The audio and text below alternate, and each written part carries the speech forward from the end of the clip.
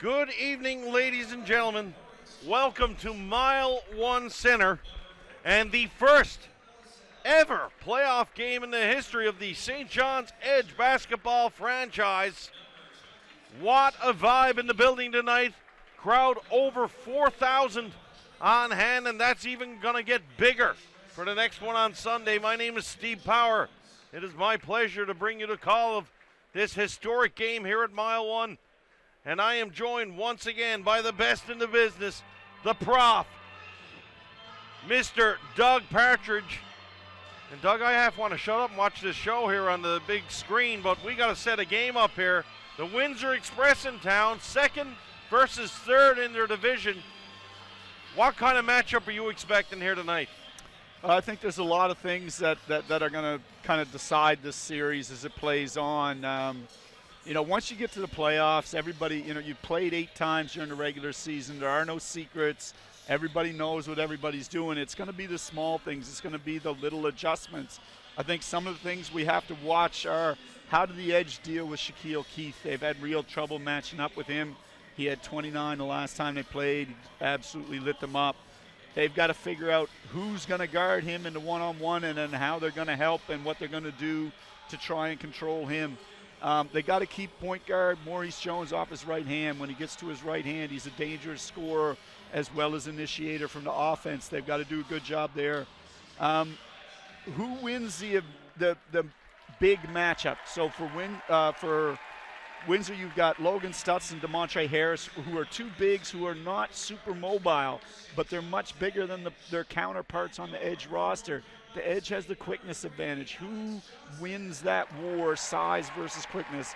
So I think those are the kind of key things that we want to watch tonight. Doug, you and I were talking off the air, and I made the comment, this is the first time we've seen this version of the Edge lineup here all year. This is no doubt the A-team.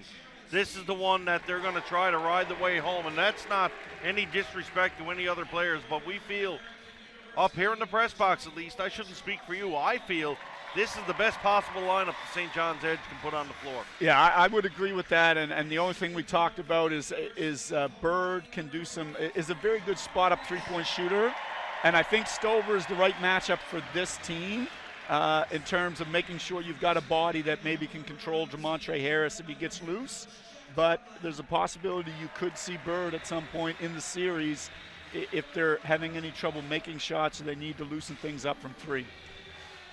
Live and interactive here in Edge Basketball. Check in with me on Twitter. We'll go to the Twitter box right away. Our buddy Mike Mahoney is saying, can you feel the electricity in Mile 1 tonight? You know something, Mike? We can. It is a great atmosphere tonight. And J-Rod checking in from Greens Pond, Newfoundland, watching the Edge and cheering for the hometown boys. This is going to be a dandy. One major factor, and we can talk about it here. Hey, we don't care. We're not cheering for Windsor. No Omar Strong in the lineup here. Not even in the roster. Yeah, it looks like he's out. Some rumors they may have taken a job with a different league or whatever, but certainly a blow to the Express's bench scoring. And they did close the season with 4 straight losses. Now, they sat out a lot of people, but for the time that Omar Strong was on the roster, they went 13-5. They were one of the better teams in the league for that 18-game stretch. Without Strong, again, a little bit of a slow close to the season. Important to note, though, that the Express, the last time they played the Edge, they beat them, and Strong did not play. Yeah, I thought Omar Strong in all the games here this year, even when he was with Niagara, was a bit of an edge killer. He really sometimes put the knife in pretty deep. That being said, the boys in white, the St. John's Edge, are ready to go, and trust me when I say Windsor Express will be a tough task for the Edge here. I'm expecting a great series. I'm excited. You're excited. The fans are excited. Let's get her going here at Mile 1. Tip off, ready to go. Harris and Ryan Reed. Reed will get the tip off, and Jaron Skeet, probably the most improved Edge player, is going to take that ball right away for St. John's. Into the hand of Hinkle. Hinkle for Skeet. Out for English. English gets a open look for 3. That one's not going to fall. And here comes Maurice Jones for Windsor. Jones out for Fraser. Fraser bore the wrath of the Mile 1 crowd earlier this year. Wonder if the crowd will be a factor in this one. Hinkle defending underneath. Good defense there. And Loisel could not get that one to fall. Yeah, I think it's interesting that Windsor's doubled down on the size thing. They moved Keith to the 3-man and put Loisel out there as the 4. So they're going big and really trying to see what they can get. You saw right away Lee started on Keith, and they tried to back him down in the post. So it's going to be interesting here. Windsor going all in on the size factor. Ball chipped out of bounds. St. John's will retain possession. Only 11 seconds left to go here in the shot clock. Ball into the hands of Hinkle. Hinkle challenges Fraser. Gets a little bit of contact. Goes for the fadeaway jumper. And Charles Hinkle opens the scoring this one. Fraser coming in all of a sudden. A lot of contact down low. Ball knocked out of bounds. And that will retain to the edge. And the fans here, I won't say uneducated, because I think we've all learned a little bit by fire as the season went on. But I got a feeling this place will erupt as this game progresses. A little bit nervous, I think, would be the fans. We see Maurice Jones coming on down the floor, not quite knowing what to expect. And I know I only speak for myself here, being a rookie broadcaster in the basketball game, but excitement, anticipation, and maybe a little bit of nerves. Yeah, and the fans are no different than the players. The fans will be a little bit nervous here, sit on their hands a little bit. They're trying to feel out what's going to happen. But I agree with you. If there's a big play at the edge, get a dunk, or Carl hits a 3, this play's going to explode. Jaron Skeet pulls up for a 3. Kicked outside for Carl English on the rebound. Des Lee chips it away. Hinkle saying to the official that it was knocked out of bounds, but no, sir, says the official, Fred Wakeham, and that will be Windsor ball. Stella Michelle checking in. She's watching from Corner Brook, so lots of support across this province of Newfoundland and Labrador for this St. John's Edge squad. And lots of support across Canada. Newfoundlanders are known to celebrate and support their own. And despite Carl English being the only native Newfoundlander on this team, all these young men have been adopted here in the province of Newfoundland and Labrador. Yeah, absolutely. The crowd has really taken them in. They've really taken to the team and the excitement that the sport brings. Here's Hinkle. Hinkle from the corner. He has an open look. Can't get that one to fall. Big rebound, though, and Hinkle almost grabbed it on his own. Otley Jr. fires one down low. Sorry, that's Shaquille Keith. Keith with the big white headband on tonight, giving us a different look. Here's Keith. Keith fires one in for Harris. Harris and English with a tough collision there. Carl got knocked about 2 rows deep. Here's Skeet now. Skeet. And how much coaches Jaron Skeet got the respect of Coach Jeff Dunlop. Skeet starting the game, carrying the ball. He's certainly evolved into that role for St. John's. Yeah, it's been an interesting late season change. He really was used as a third guard for most of the year, but late in the year they've come to him as a shooting option, a guy who can help them keep the floor spread from the three-point line. Maurice Jones takes a long shot from the outside. English will jump up and grab that rebound and come away. So far, the Windsor Express drawing empty. Reed puts the ball outside for Skeet. Skeet in for English. English walks around Jones like a hoop around a barrel. And Carl English is on the board here now, and he lays one in off the glass.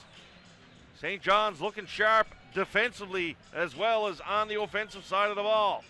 Maurice Jones inside for Loisel. Loisel went for a little trot.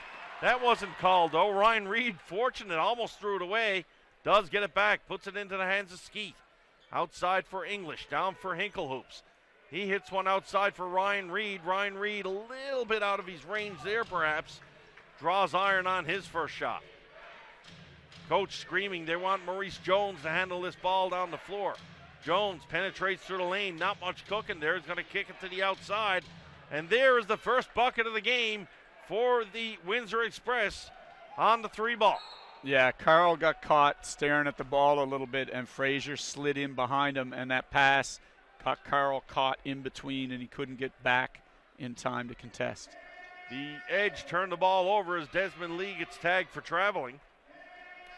And that'll let the Express come back down the floor. Maurice Jones. Expect Maurice Jones to play a ton in this game here tonight. Yeah, he averaged around 40 minutes a game during the season, so I wouldn't be surprised if he doesn't leave the floor tonight. Maurice Jones, he's got an open look. Can't get it to drop, though. Hinkle grabs the rebound. So far, so good on the offensive glass for the St. John's Edge. Hinkle kicking it outside for Skeet. Skeet now, he's guarded by Jones. Tries to get a little pick and roll around Hinkle. Can't do so. Here's Des Lee. Lee outside, and Lee's going to get tagged for the travel again. That's the second possession down the floor for Desmond Lee. Yeah, the last one was a clear-cut travel. That one, it's that little, if you show the ball one way and go onside, they just call that. They don't even look at the feet as an automatic. No, yeah, that's going to be called every time. You just got to catch that and go. Here's Jones now. Jones trying to spin off. Going to kick one outside here. Fraser gets an open look, and Fraser drops the three ball, and just like that, back-to-back trays have tied the game up here for the Windsor Express. Skeet setting up, looking for Carl English coming around the screen. English shot doesn't drop, and St. John's a little bit cold from the floor. Not bad on the inside on the glass, but the outside shooting not there just yet. No, I think Windsor is doing a good job of staying up. I mean, again, you look for those small advantages as Keith gets loose in the post here, but we're going to get an offensive foul. Reed takes the charge. Reed takes the charge, and that is about as rare as a dodo bird sighting around mile one. Yeah, but like I said, you look for those small advantages at this level of basketball. And one of those small advantages, if you can get the edge off the three-point line and get them take more long twos or two-point shots in general, then you're creating an advantage that you can use to get a lead. English was open momentarily up top. He's going to put the ball to the floor, and he will earn a trip to the foul line. English drives down the lane. Carl English named in the pregame as the, Doug, was it the most valuable player and top Canadian? Both, yep. Both. Wow. Although, can't say I'm surprised. And obviously, I've got the hometown bias here as an announcer, but boys, sometimes you just got to call a spade, and Carl deserves all the credit and all the accolades put on him this year for sure. Yes, especially with a first-year team, like a group of guys that have never played together, coming into an established league, and coming out as a top 3 team in the league. You certainly have to recognize that and the leading scorer from that team. I don't mind saying, in the beginning, I was one of the ones who was cautious. I'll say nicely.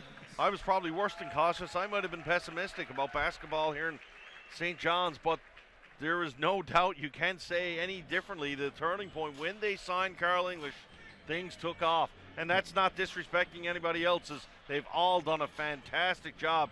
Coach Dunlap, the players, the management, the ownership. But Carl was certainly a key to get this thing going here at mile one as we see the Express take their first lead of the game. It's 9-8. Yeah, they're not doing a good. The Edge is not doing a very good job right now of getting over screens that involve Frazier. He's getting wide open at the three-point line, and you can see how the trade is working. They're getting wide open looks for Frazier. That's 3 threes, 9 points, and they're forcing the Edge to take the ball to the rim again and again and again. Now the Edge are getting to the line and getting some foul shots and whatever, but the gap will stay manageable. The Windsor Express will take the advantage if they keep trading threes for twos. Some substitutions now. Rayson is going to check into the game for Windsor, and we've got Grandy Glaze coming in. We're going to have a timeout call, and Glaze is a guy we talked last week. He might be a key coming into this series. Tell us why, Doug. Well, athletically, I think he's a big body that can get up and down the floor fast. He does a lot of nice things on the offensive end with his screening and his pick and roll game. So he can cause guys like DeMontre Harris, Logan Stutz, who aren't great athletes, if they're guarding Glaze, they've got to come out and get involved in the handoff and pick and roll game. If they don't, people are going to get wide open shots. So it gives you an advantage there that you can explore in terms of your athleticism on some of the less athletic Express players. That Reed is more of a post-up score on that fadeaway jump shot kind of guy. He's not the screen setter or dynamic force passing and creating that Glaze is. So there you go. That's the inside scoop from the professor. Timeout. 6 minutes left to go. 9-8 Windsor. We'll be right back.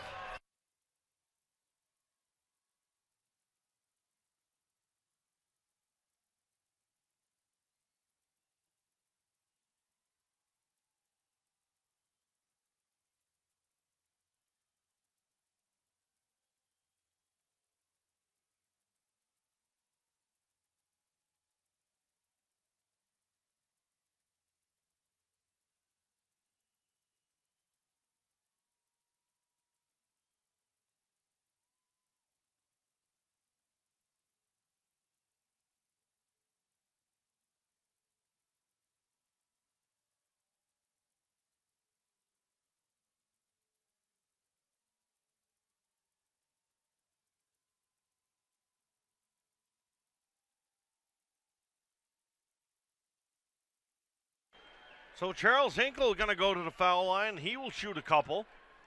Chance to put St. John's back out on top. Old Hinkle hoops, he's been pretty solid from the charity stripe all year, and that's one thing the St. John's team does very, very well, especially with the likes of Hinkle and English going to the line. Yeah, Glaze is really the only kind of suspect foul shooter on the roster. The rest of the guys are very good on the free throw line. 10-9, St. John's with the lead. Here's Maurice Jones. Jones moves the ball to the outside for Fraser. Fraser takes a highly contested shot from the outside, and you just called it Grandy Glaze. I don't know, I hear some guys say in hockey they like to score goals. Some guys like shooting. I don't know if anybody loves rebounding as much as Grandy Glaze. I think he gets pure, utter joy when he pulls down a basket. Yeah, and especially when he gets to take off like he did there end to end. He tried to create something, but he caught Hinkle a little bit unready, I think, in the corner. Maurice Jones puts the ball to the floor. Alex Superman Johnson checked into the game here for St. John's, as well as Karam Williams. Rayson is upended there on the outside. Going to be a foul there. Not quite sure. Can you tell me what that meant, what Fred Wakeham just did to the official blocking table? foul. Blocking foul. Thank you very much, Prof. 5:25 left to go. Fraser will go down for the inbounds. Going to throw it out for Shaquille Keith. Keith guarded right now by Des Lee. Keith trying to penetrate. Des got a hand in on the ball. Thrown up and turned over, and that's good defense there for St. John's. Keith for Johnson. Johnson kicks it outside for Hinkle. And Hinkle with the left hand goes in and puts one up. And the fans like that transition for sure. Yeah, and you like the way they swarmed Keith. They're using more than one defender to shut him down, which I think they may have to do.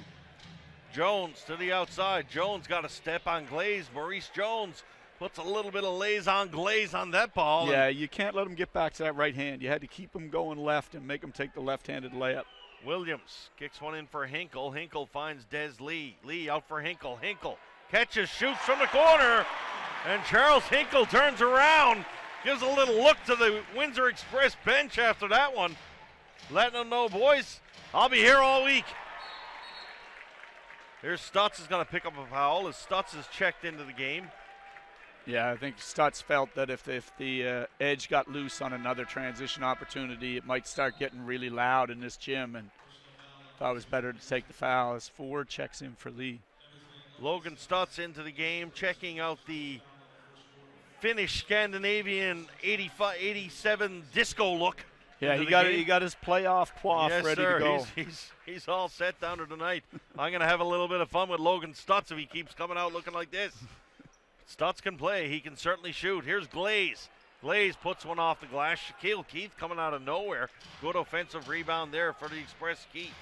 Keith into the lane, drives in, and he will get the hoop and the harm. And that's an impressive drive by Keith. I mean, Keith is a big, wide body, but he's extremely athletic for his size, and that's what makes the matchup tough. In this league, he's got that 6'5", wide frame, very athletic. The key to him is whether he can make the three-point shot. When he makes the three-point shot, he's a dynamic scorer. If he can't make the three-point shot, he shot about 29% for the year, then you can back off him and kind of give him some space. Karan Williams now, he's going to handle the ball down the floor. St. John's showing a different point guard look here. Hinkle, the only starter still in the game, as we see Hinkle starting to heat up a little bit. First time in a while we've seen Xavier Ford on the floor here. There's been a lot we've liked here. We've got the charge call, and we like that. I didn't think he was going to get it, but he did get it. I think he took a charge, but the delay there made me feel like it was going to be a block. But so Ford does indeed take the charge, and I tell you what, sometimes you look for certain players and how they look emotionally, how they're fired up. Charles Hinkle is fired up here tonight, Doug. Yeah, and that's a good sign because you like the fired-up Hinkle. The fired-up Hinkle is an outstanding defender and an outstanding scorer. Williams steps around out for Hinkle. Hinkle trying to drive by Fraser, kicks it to the outside for Johnson. Johnson penetrates through, and Alex Johnson, not too many in the league, got a quicker first step than him. No. And he shows it there. Jones penetrates, and Jones comes back the other way. Can't get it to fall, though. Johnson St. John's coming away, strength in numbers. Here's Williams, pulls up for three, and that'll get the mile one faithful to their seats here right now. Big shot there from Karam Williams. Yeah, it was a great play by Johnson, who drove across the front of Williams to seal off the defender and then just flipped it back for the open three-point shot. Sefton Barrett couldn't get it to drop. Hinkle drives through. Hinkle just ran into the wall down there. Had no place to go. Ball turned over, and here comes Fraser for Windsor. Fraser trying to find some daylight in the lane. Hinkle with some outstanding defense there. Yeah, and this is what you see. If you keep the express players going to their left hand, the plays are harder for them to make. They don't shoot well with their left. They want to try and come back to their right. It's easier to block their shot. It's a lot easier for the edge to shut them down if they can keep them going to the left. Hinkle going to get a little rest now. The last of the starters to leave the floor. Charles Hinkle, very, very effective. He's going to swap places now with Carl English as Carl checks back into the game.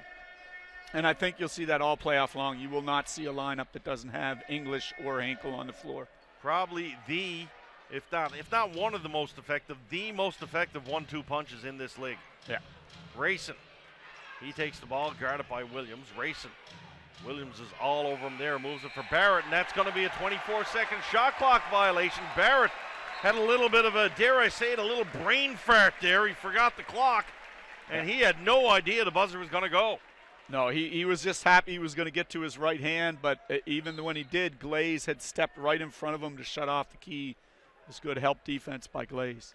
Karam Williams now, he's going to carry the ball up the floor ever so gingerly here, and Williams will wait for the offense to move.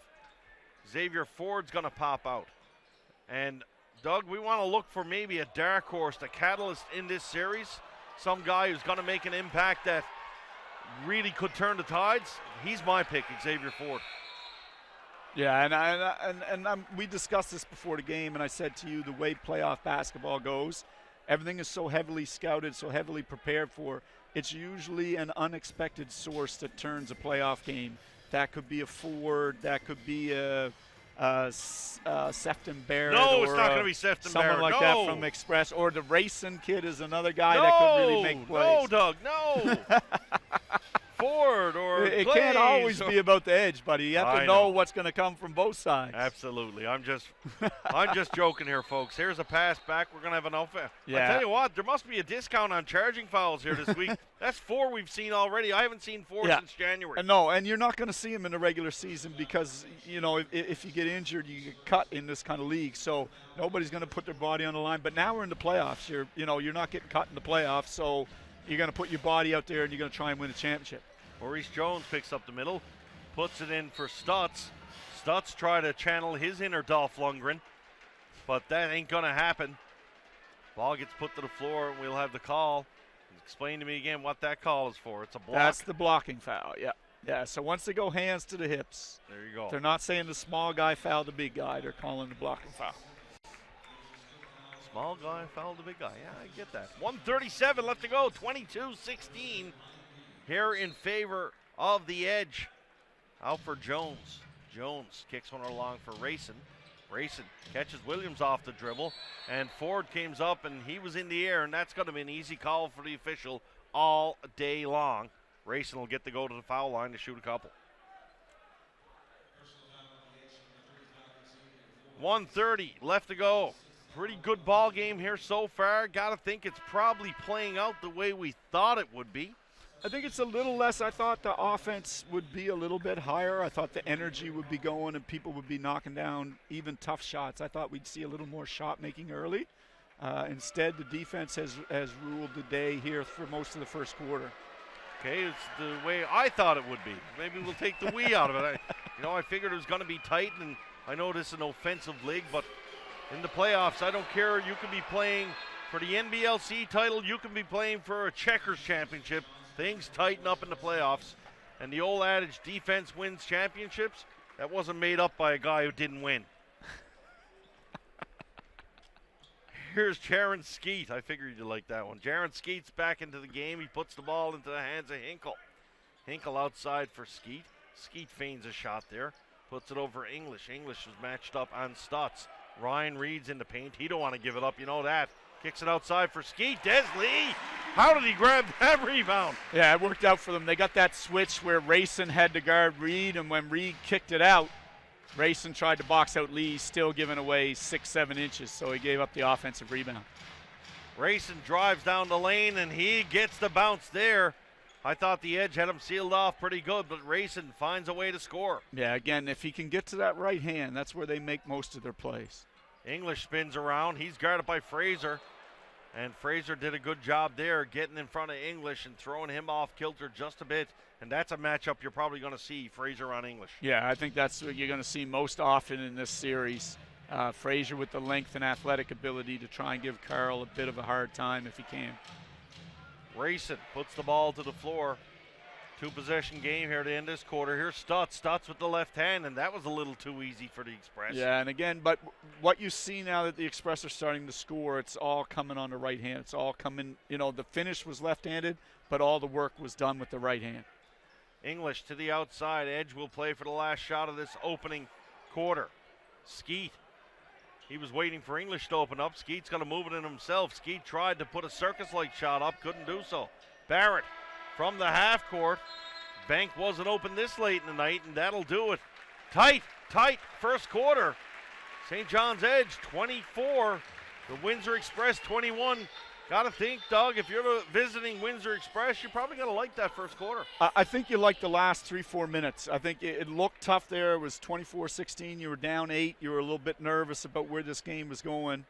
And I think you like the last 3-4 minutes because you get a little 5-0 run. You start to get some of the things that you like to get offensively. First quarter in the books. 3-point ball game. We'll be back for the call the second. St. John's 24, Windsor 21.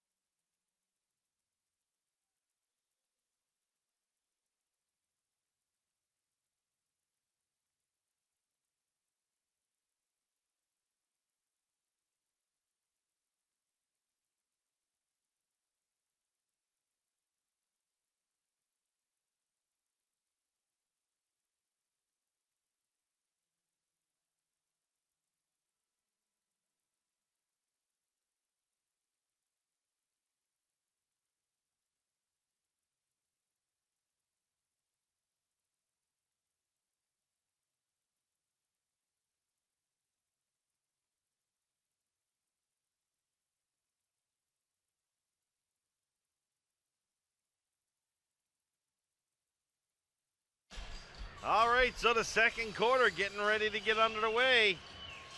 The Windsor Express and the St. John's game in this opening game of the NBLC playoffs here at Mile 1 Center. The number 2 and 3 seeds going to go at it in this best-of-5 affair. Game 2 set here for Mile 1 on Sunday. Two good quality ball clubs going at it. Hinkle down for English. Inkle. That's when English fools up. I want to call him Inkle. English almost lost the handle, but did control it back. He's going to move it out for Skeet.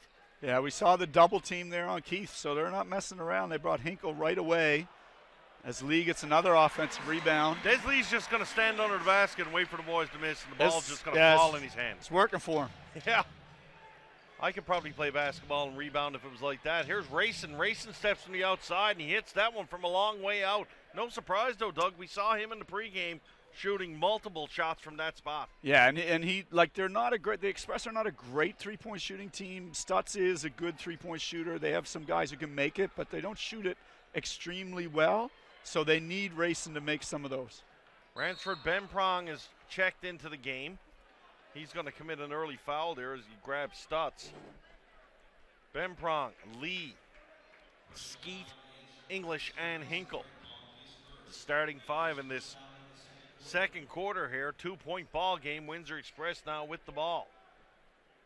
And a little bit of a news flash. Jones is not on the floor. Yeah, I really thought we might see him for the whole game. Take a picture because you won't see it very often. Here's Fraser. Fraser going to kick it outside for Barrett. Barrett trying to find some separation on Hinkle. Barrett drives the lane. Can't get it to drop, though. Barrett can't believe he wasn't fouled there. He almost rolled into the popcorn stand. Hinkle got an open look for three. Not Hinkle's spot tonight. That's the second one he's missed from there. Hinkle's really dangerous over here on this right side in the corner. Here's Lee. Lee trying to find some separations. Got to move for Benprong. Benprong puts it back for Lee. Look at Shaquille Keith. Yeah, that was going great over. defense by Keith. It was, we call that killing the play. On the handoff, he just jumped out and gave Lee nowhere to go. And really, Lee traveled before he lost the ball. What's the call there? Didn't they call a jump ball? No, they must have, because there's no foul, and I guess possession arrow in for St. John's, I guess. Yeah. Here's English. He's open from the outside. Carl not finding his stroke just yet. Coming down the floor is Chad Fraser now. Fraser. Yeah, it's almost like Carl is not quite getting over top of the ball on his follow-through. It's like he's leaving the hand open. I noticed that in the last regular season game, too. When he's really cooking, he gets that nice over-the-top follow-through. He just doesn't seem to quite be getting there right now. 9:54 left to go in this second quarter. We're going to see Alex Johnson getting ready to check into the game here for the Edge. Here's racing from that same spot again. Sorry, that was Shaquille Keith. And we saw in the warm-up a number of Windsor Express players from that spot directly in front of the basket, but way outside, just firing away there. Maybe that's just somewhere they want to get. Right now, neither team can just buy a basket right now. No, I think Hinkle's got to go into Stutz on that. I think he's worried about getting his shot blocked and he fades away. I think he's got to just drop his shoulder and go right up Stutz's chest and force Stutz to foul him. Here's Rayson now. Rayson's going to bring the ball up the floor for the Windsor Express. Puts it out for Shaq Keith. Keith in for Stutz. Stutz trying to back up Grandy Glaze. And Stutz with a nice shot there. And Windsor's starting to get their mojo going a little bit here. Yeah, they've come from 8 down, and now they've got it tied up. Hinkle for Desmond Lee. Lee in for Glaze. Stutz, I don't know if it's the funky socks on or the haircut or the glasses, but Logan Stutz looks a little bit quicker. Yeah, but really that one's on Desmond Lee, because Glaze flashes open off the cross screen, and he's got to get the ball at the rim, and he was out halfway to the three-point line before Lee threw the pass. Williams for Lee. Lee's going to put it into the hands of Hinkle. Shot clock down to 5 seconds. Hinkle trying to get some separation, puts it in for Williams. Shot clock at 2. Williams puts it up. That's good defense there once again by Windsor.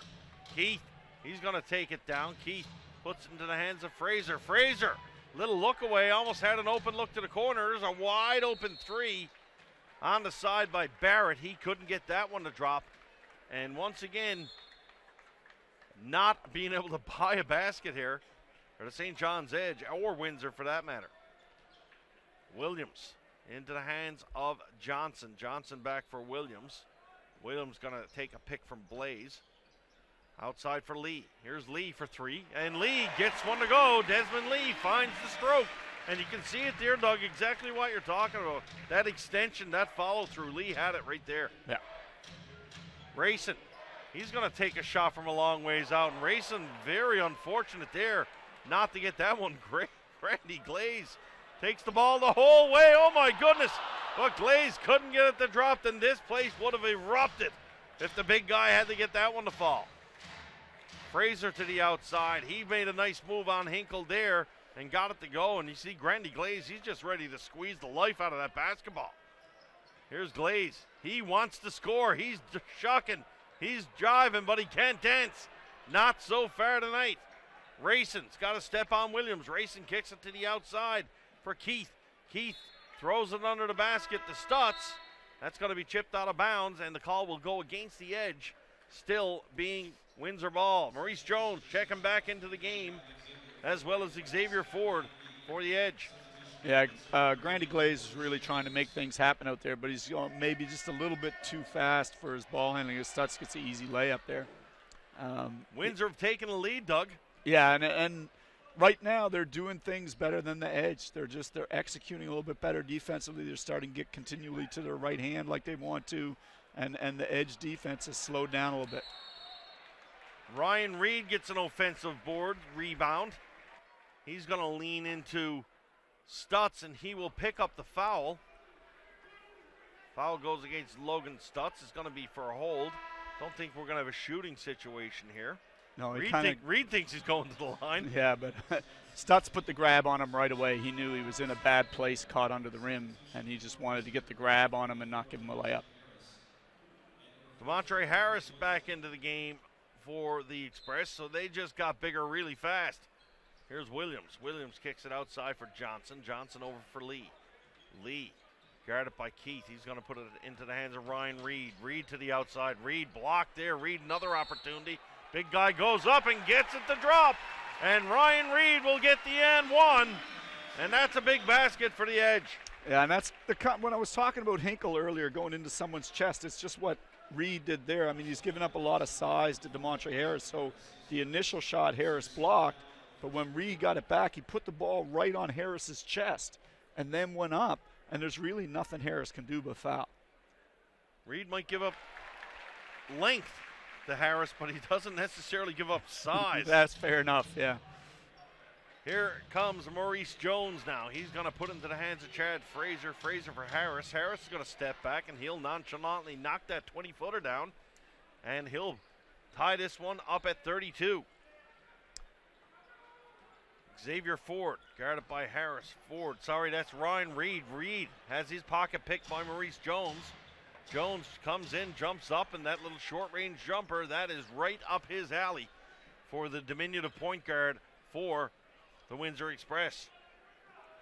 Williams outside for Johnson. Johnson's going to put it back into the hands of Williams. Williams looking for some separation, puts it down low for Reed. Reed in a little trouble there. He's going to kick it outside. Shot clock coming down to 5. Defense again there by Windsor. They are dialed in right now. Yeah, and this is what I'm saying. When you get to the playoffs, your lineups and adjustments have to be different.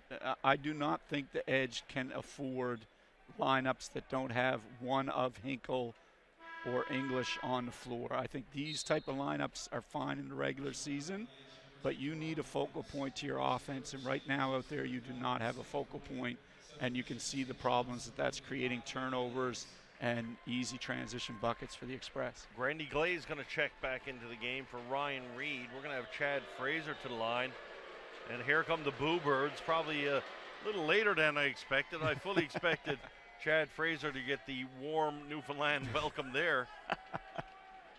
Yeah, he has not been a fan favorite in St. John's, has he?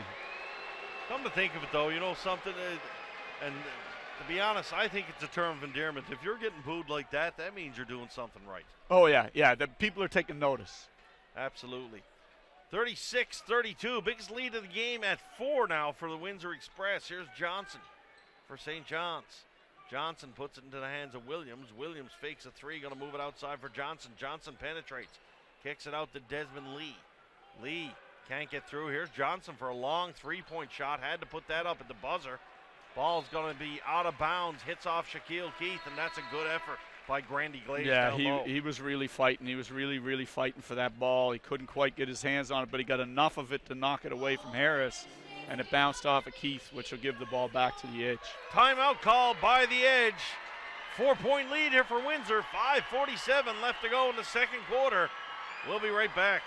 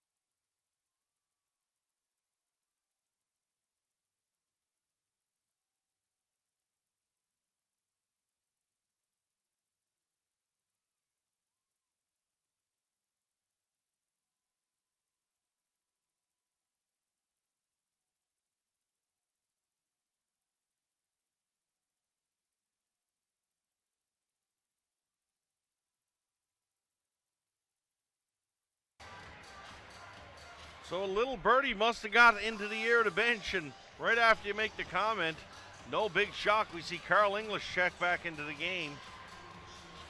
Yeah, I think they needed a focal point for the offense, like I said, and I think that was clear to them after a couple of turnovers. Here's Williams now. He's going to put it over for Desmond Lee. Lee in for Ford. Ford, little medium range turnaround jumper. Can't get it to drop, though. Shaquille Keith will pull it down. Maurice Jones coming down that left side, trying. I think it's obvious they're trying to force Jones to the left now. Everybody's isolated over on the other side. Outside for Keith. Keith way outside. Puts it into the hands of Jones. Under 5 in the shot clock. Jones in a little trouble here. He throws up a Hail Mary shot. Rebounded momentarily by Keith. Ball bounces out of bounds. Officials not going to like that one. Randy Glaze putting his hands on the ref saying, come on, big fella, give us a break here. No shock for the playoffs. We've seen local officials all season long, but only one on the floor for this playoff game, and that's no surprise to anyone. Jones steps up, and he'll get an opportunity for an and one. He took the bump as he was shooting, and Jones is going to get to the line, and the Windsor Express making a move here in this second quarter. Yeah, they continue to close down the three-point line. The Edge are not getting the shots that they want to get, and they have slowly worked their way back into getting what they want. So the consistency defensively for the Edge has not stayed in place in terms of what they want to try and take away. Randy Glaze is going to put the ball into the hands of Jaron Skeet. Skeet bringing the ball down the floor. English trying to direct traffic. Down low, English practically molested trying to get away there. Jeez, I saw his jersey almost tear off him from racing. Here's Des Lee. Des Lee, if there's one shooter who's got a little something cooking tonight for the Edge, it might be Des Lee as he knocks down another three-point shot there for St. John's. Here's a miss by Windsor, and we've got a foul call, I think, away from the ball. I think yeah, it was Rayson was grabbing English. He didn't want to let English get loose from him in transition. It's you know, the off-the-ball stuff, I got to say, there's a lot of holding and grabbing off the ball. And, again, you know, if you're going to guard English and Hinkle, you're going to get away with whatever you can in that manner. And that's a nice backdoor play. Alley-oop there, English. Sorry, Grandy Glaze just couldn't finish it off. It was a nice look. Outside for Rayson. Rayson's going to kick it up top for Keith. Keith goes minus the headband, but it still doesn't help the shooting touch there. No, he's rushing his shot a little bit. It's a little bit wild, and that's why he's a 29% three-point shooter. Here's Carl English trying to back up Rayson. English outside for Lee. Lee to the other side. There's Hinkle wide open for three. Couldn't get it to fall, though. And shooting is a little suspect so far for St. John's. We've got some big contact down low. Hinkle not happy about that at all. He just felt that Loisel was just backing into him. I mean. Yeah, the reality is Hinkle grabbed Loisel's arm and dragged him to the floor. And that's why we're going to get a double foul here. And actually, I don't like the double foul normally, but I think this is legit. Hinkle grabbed Loisel's arm and held it. Loisel threw his back into Hinkle. You got two guys with almost simultaneous contact. I think it's one of those rare times where you call the double foul. There you go. Doug Partridge, new president of the referees union up here in the box. Good to see. Sometimes, hey, the officials get it right. They credit where credit's due. Sometimes we might be tough on them, but you got to give a shout out when they do the right thing too. So good on them. We're going to have a foul away from the ball again. And I don't know if it's going to be concerted effort here by the officials. There is a lot of stuff going on down there, and maybe they're trying to crack down. The one thing I don't like that I would say is we're getting these off-the-ball fouls at one end, but because it's more dramatic. You know what I mean? People are flopping around. People are flying around. Down at the other end, the edge shooters are being grabbed just as egregiously, but they're not flopping around. They're trying to get open. I think if you're going to call this off-the-ball stuff, you have to call it at the other end as well. You have to say, okay, Windsor, you're not going to get an unfair advantage by grabbing these two shooters. You're going to have to move your feet to guard them. There you have it, Doug Partridge putting the old Union card on the line there. 3:43 left to go. We got a timeout call. 4-point ball game. Windsor over St. John's.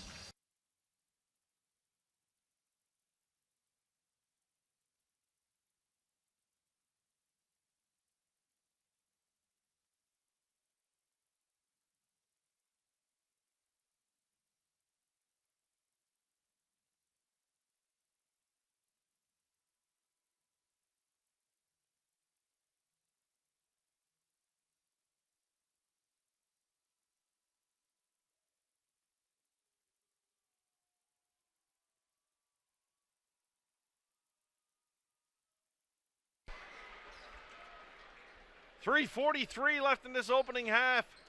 4-point ball game in favor of the Express. Fans being entertained, getting their money's worth tonight. We've got a highly entertaining affair here at Mile 1, opening game of the playoffs, and certainly a playoff intensity in the atmosphere here at Mile 1 tonight. Here's Harris, puts the ball into the hands of Jones. Jones outside for Rayson. I think Rayson's done a great job since coming into this game.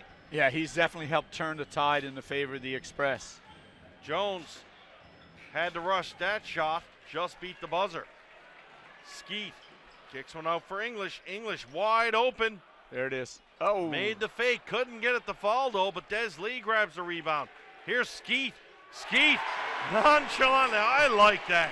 Jaron Skeet, yeah, caught the ball, looked at it. Okay, I'll shoot a three. Thanks for coming. That was nice. I like that. Here's Keith. Spins down low outside for Jones from the corner.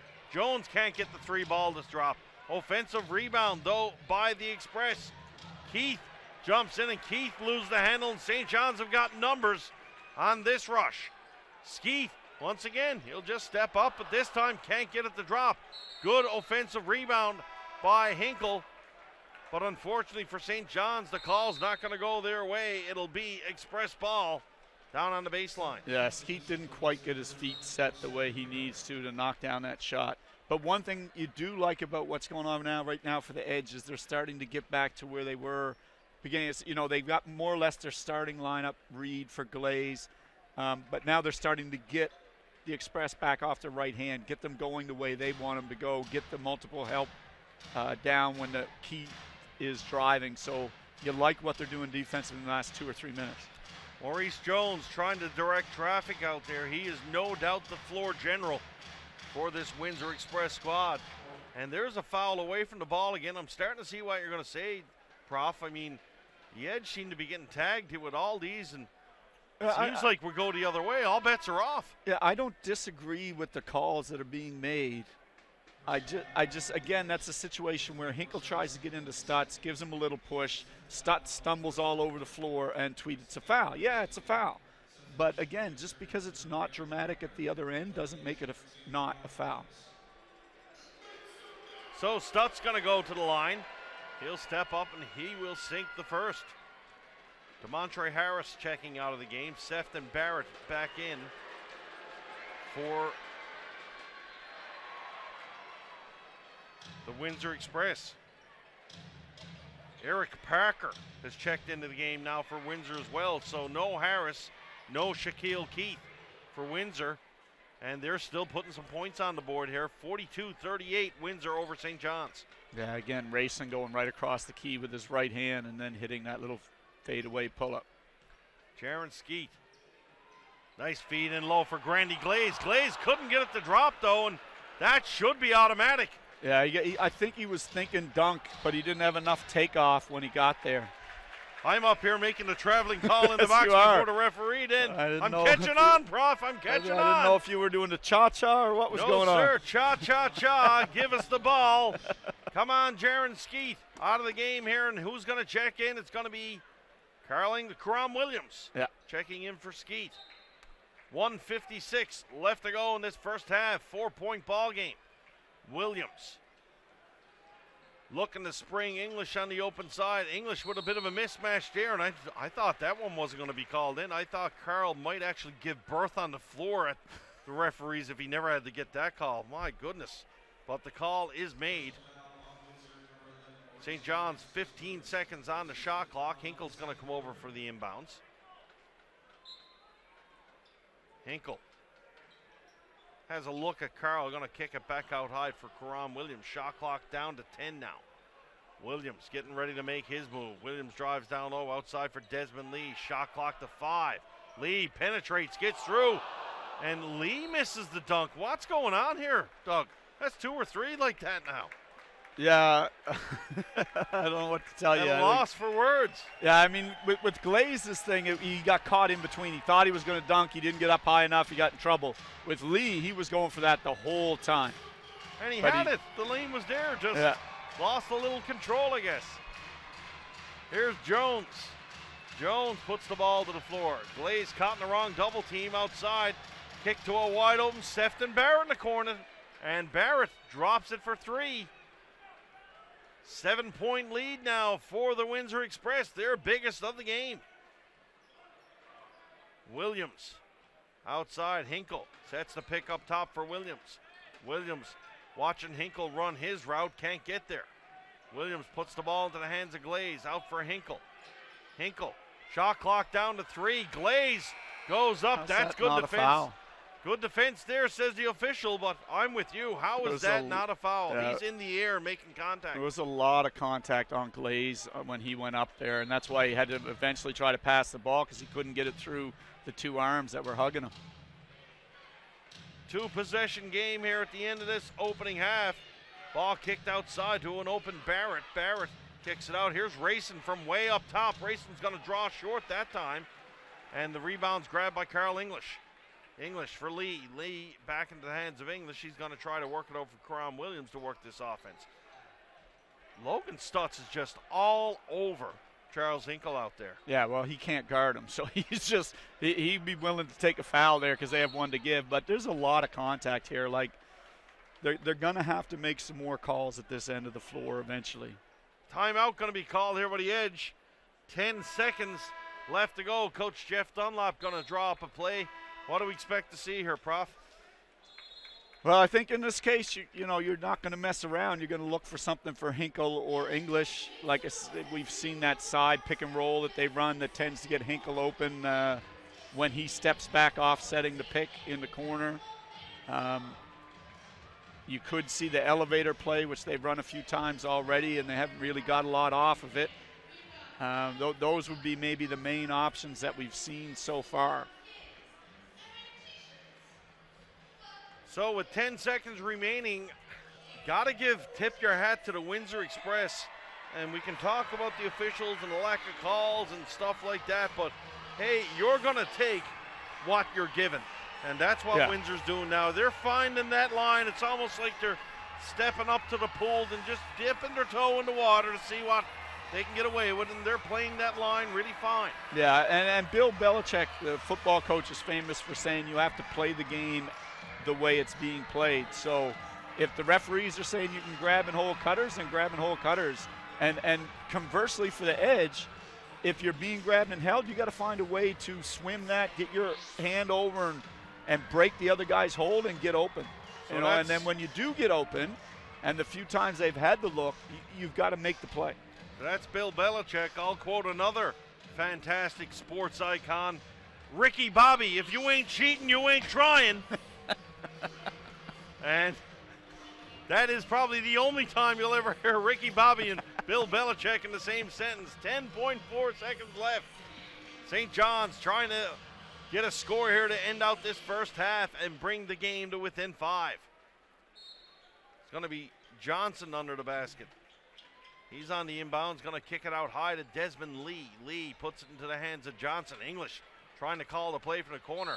Johnson goes in. He's going to get a trip to the foul line. And that foul is called there at Mike Lucier. Sorry, not Mike Lucier. That is Eric Parker. Yeah, so they went for a little screen-the-screener action where Carl screened up for Reed, and then they tried to get the screen by Hinkle on Carl, maybe pop Hinkle open, rolling back to the ball. That didn't work, so they go outside, and they get an isolation for Alex Johnson, who takes his man off the dribble to the net and gets the foul. Johnson steps up to the free throw line. First one goes in and out. You hear the collective groan of the Mile 1 faithful on that one. They'll have to settle to try to cut it to a 6-point lead here right now. Johnson will get number 2, pressing the inbounds right away. Here's Jones. Jones coming down. Jones takes contact, and that's a poor foul there. You can't foul Jones out there when you're in the bonus. 80 feet from the net. No, I don't. I'm not really, in this type of league with the kinds of athletes we're dealing with, I don't know if you don't want to give Jones a wide open thing, but you want to make him use time and handle the ball, but I don't know if you want to press into him as hard as they did. I'll give him a wide open thing from half court. I mean, he was probably 10 feet on the other side of the half when he got bumped there. Yeah. Only 1.4 second. He's only getting maybe another 20 feet in that 1 second if possible. English spins, fires. English all ball on that's his English. And the St. John's bench is incensed there. And the Bluebirds are coming out now at mile 1. Carl's walking off. His arms are outstretched. He's not wondering what the deal of the day at Chess's is. He's asking, where is the foul call? Not going to happen. So, first half in the books. The Windsor Express 47, St. John's 39. We'll be back for the call the second half. And it's game 1 of the NBLC playoffs, live from Mile 1 Center.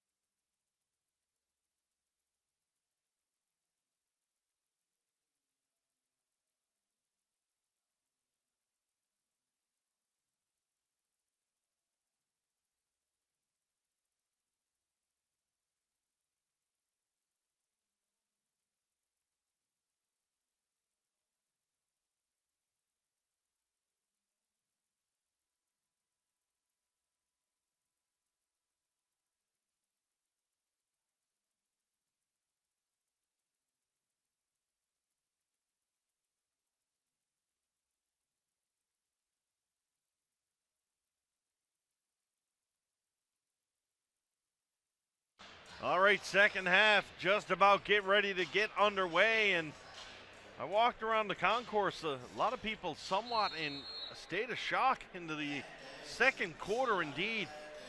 And no sense sugarcoating. We talk about foul calls and missed calls, whatnot, but the Edge flat out did not play very well. And I know there's some factors in that, but it's got to start. They got to knock down some shots here, Doug. Yeah, when they get, like we said, when you get open looks, the nature of playoff basketball, you're not going to get as many open looks. And when you get them, you got to make the plays. And in the first half, they struggled to make those plays that were in front of them. Now, full credit to the Express because they're not giving them a lot either. They're really trying to make them play off the dribble and have to score going to the rim. And that's going to be their style. They're trying to trade out maybe 5 or 6 made threes a game and gain a 5 or 6 point advantage in that manner. That being said, an 8-point lead is nothing to this St. John's Edge team. I've got all the faith in the world in these young men, and let's buckle up for a good half of basketball now. For the Windsor Express, you got to think it's situation normal. Just keep doing what you're doing. Yeah, they're going to keep grinding the way they're grinding, so they're just going to play defense the way they played it the whole first half, and offensively they're just going to keep working to find the types of shots that they like, and if they don't get a good shot on a possession, it doesn't flap them. Windsor with possession. Maurice Jones steps around Skeet. He'll pull up for the short jumper. Jones will get that one to drop. And looking at our stats here in the first quarter, scoring sort of by committee, Chad Fraser, nobody in double digits. The only one in double digits was Charles Hinkle with 11. Yeah, no, the Express has done that. They've got 7 guys averaging double digits on the year, so they don't necessarily need that one guy to light it up. They get a little bit from everybody. Des Lee goes up and grabs the rebound. Grandy Clays caused some chaos down below as well. Fresh shot clock here for the Edge. English guarded by Loisel. English kicks it outside for Lee. In the corner, Lee feigned the three-point attempt. He's going to put the ball to the floor, spinning around Jones. Almost stripped to the outside, and there's some contact on the play. And we have a foul called against Chad Fraser. Yeah, and that's a little bit fortunate because that possession was really not going anywhere for the Edge, and at least now they get another 14 seconds to try and cook something up here. Inbound and into the hands of Lee. Outside for English. English trying to lean into the player. Finds it down low for Glaze. Kicks it for Lee. Lee outside, and that's a pretty good set there for the St. John's Edge. Yeah, and that's the kind of ball movement when they're playing well and then Glaze is relaxed and making plays, passing the ball. Those are the kinds of things they get. Keith tries to back up Desmond Lee. Lee got his hands a little bit over the top there, and that'll be a foul called. Not a bad effort by Lee, but that's not a matchup St. John's want there. Yeah, I'm surprised they didn't bring any help whatsoever. They left Lee what we call naked in the post. It's one-on-one, and that's a tough matchup for him. And Des Lee, a good-looking young man, but certainly nobody wants to see him naked in the post here tonight. 10:29 left to go. Prof, if you open the door, I'm walking in. You know that's coming. 50-41, or should I say 51-41. 10-point ball game, early stages of this second half. The St. John's Edge have got some work to do. Here's Skeet. Skeet puts the ball in for English. English double teamed out top right away. They're certainly not going to want to give him much room. English with a little bit of, was that goaltending? It was awfully close. It was awfully close. Here's Hinkle. Hinkle with the shot. Hinkle gets it to drop, and that's a tough shot there for Hinkle hoops, but he gets it to go. St. John's were looking for the goaltending call. Fortunately for him, it went right back into their hands. Fraser out top. He's guarded by English. Fraser's going to kick it out high for Maurice Jones. Here in for Shaquille Keith. Keith guarded by Hinkle. Keith kicks one out for Loisel. He's got a wide open look. Can't get it to fall though, but the rebound falls right into the hands of Hinkle. Another three-point shot. That was missed. Glaze just gave that back to Windsor. That was out of bounds. All Windsor all day long. Yeah, it wasn't a great play by Grace. Here's Keith, and the blocking call is going to be called. Shaquille Keith will got the opportunity to go to the line. English not happy about that call, but I'll pick up for the official there. I think that was a block. Well, the tough part of it is Keith is creating the contact. He's the one lowering the shoulder, and you don't have to be stationary to take a charge. You just have to not be sticking out an arm or a leg or a hip. You have to be in your defensive stance, and if the other guy initiates the contact, it's his foul. Keith gets the old Windsor wallop on that roll, and that one falls for Keith from the foul line. Biggest lead of the game going to be right now for the Windsor Express at 10. Here's Skeet. Skeet is going to bring the ball down the floor for St. John's. Skeet now trying to set up the offense. English comes around to pick from the outside, kicks it in for Glaze. Glaze sets up a nice screen for Hinkle, but that shot was way off, right out of Charles's hand. We can see that from the angle up here, Doug. Yeah. Here's Keith now. Keith. St. John's trying to find an answer for Shaquille Keith. He demands respect from the outside, and he can penetrate down low. Very, very quick for a big man. Good feet for number 23, Shaquille Keith. Yeah, and that was a great play by by Desmond Lee there. He got caught on DeMontre Harris in front of him and was able to tip that entry pass out of bounds to save a matchup nightmare for the Edge. Inbounds, less than 10 on the shot clock. Maurice Jones going to put the ball to the floor. Jones moves it aside there. There's Keith. Keith with a bit of an air ball there. And finally, the Edge will get a little bit of a break there. A ball bouncing off Loisel's hand, and that will go out of bounds. St. John's ball. What I'd really like to see from the Edge, they're running everything for one person. Like they're running their movements for a particular player. I would like to see them, as Williams misses a three, run some of their floppy sets, run some of the things where both shooters are moving at the same time, and the defense can't be as set and stationary as it is right now. Like if you're going to run everything on one side of the floor for a particular player, the defense can overshift to it and get to their spots and cause your movement problems. If you're initiating from the middle of the floor with both shooters moving, that's really tough. On the defensive side of the ball, too, the Shaquille Keith is really taking over in this second half. He's dominating offensively. We got a timeout call. Coach Jeff Dunlop going to discuss things with his troops down below. 8:21 left to go. 55-43 Windsor.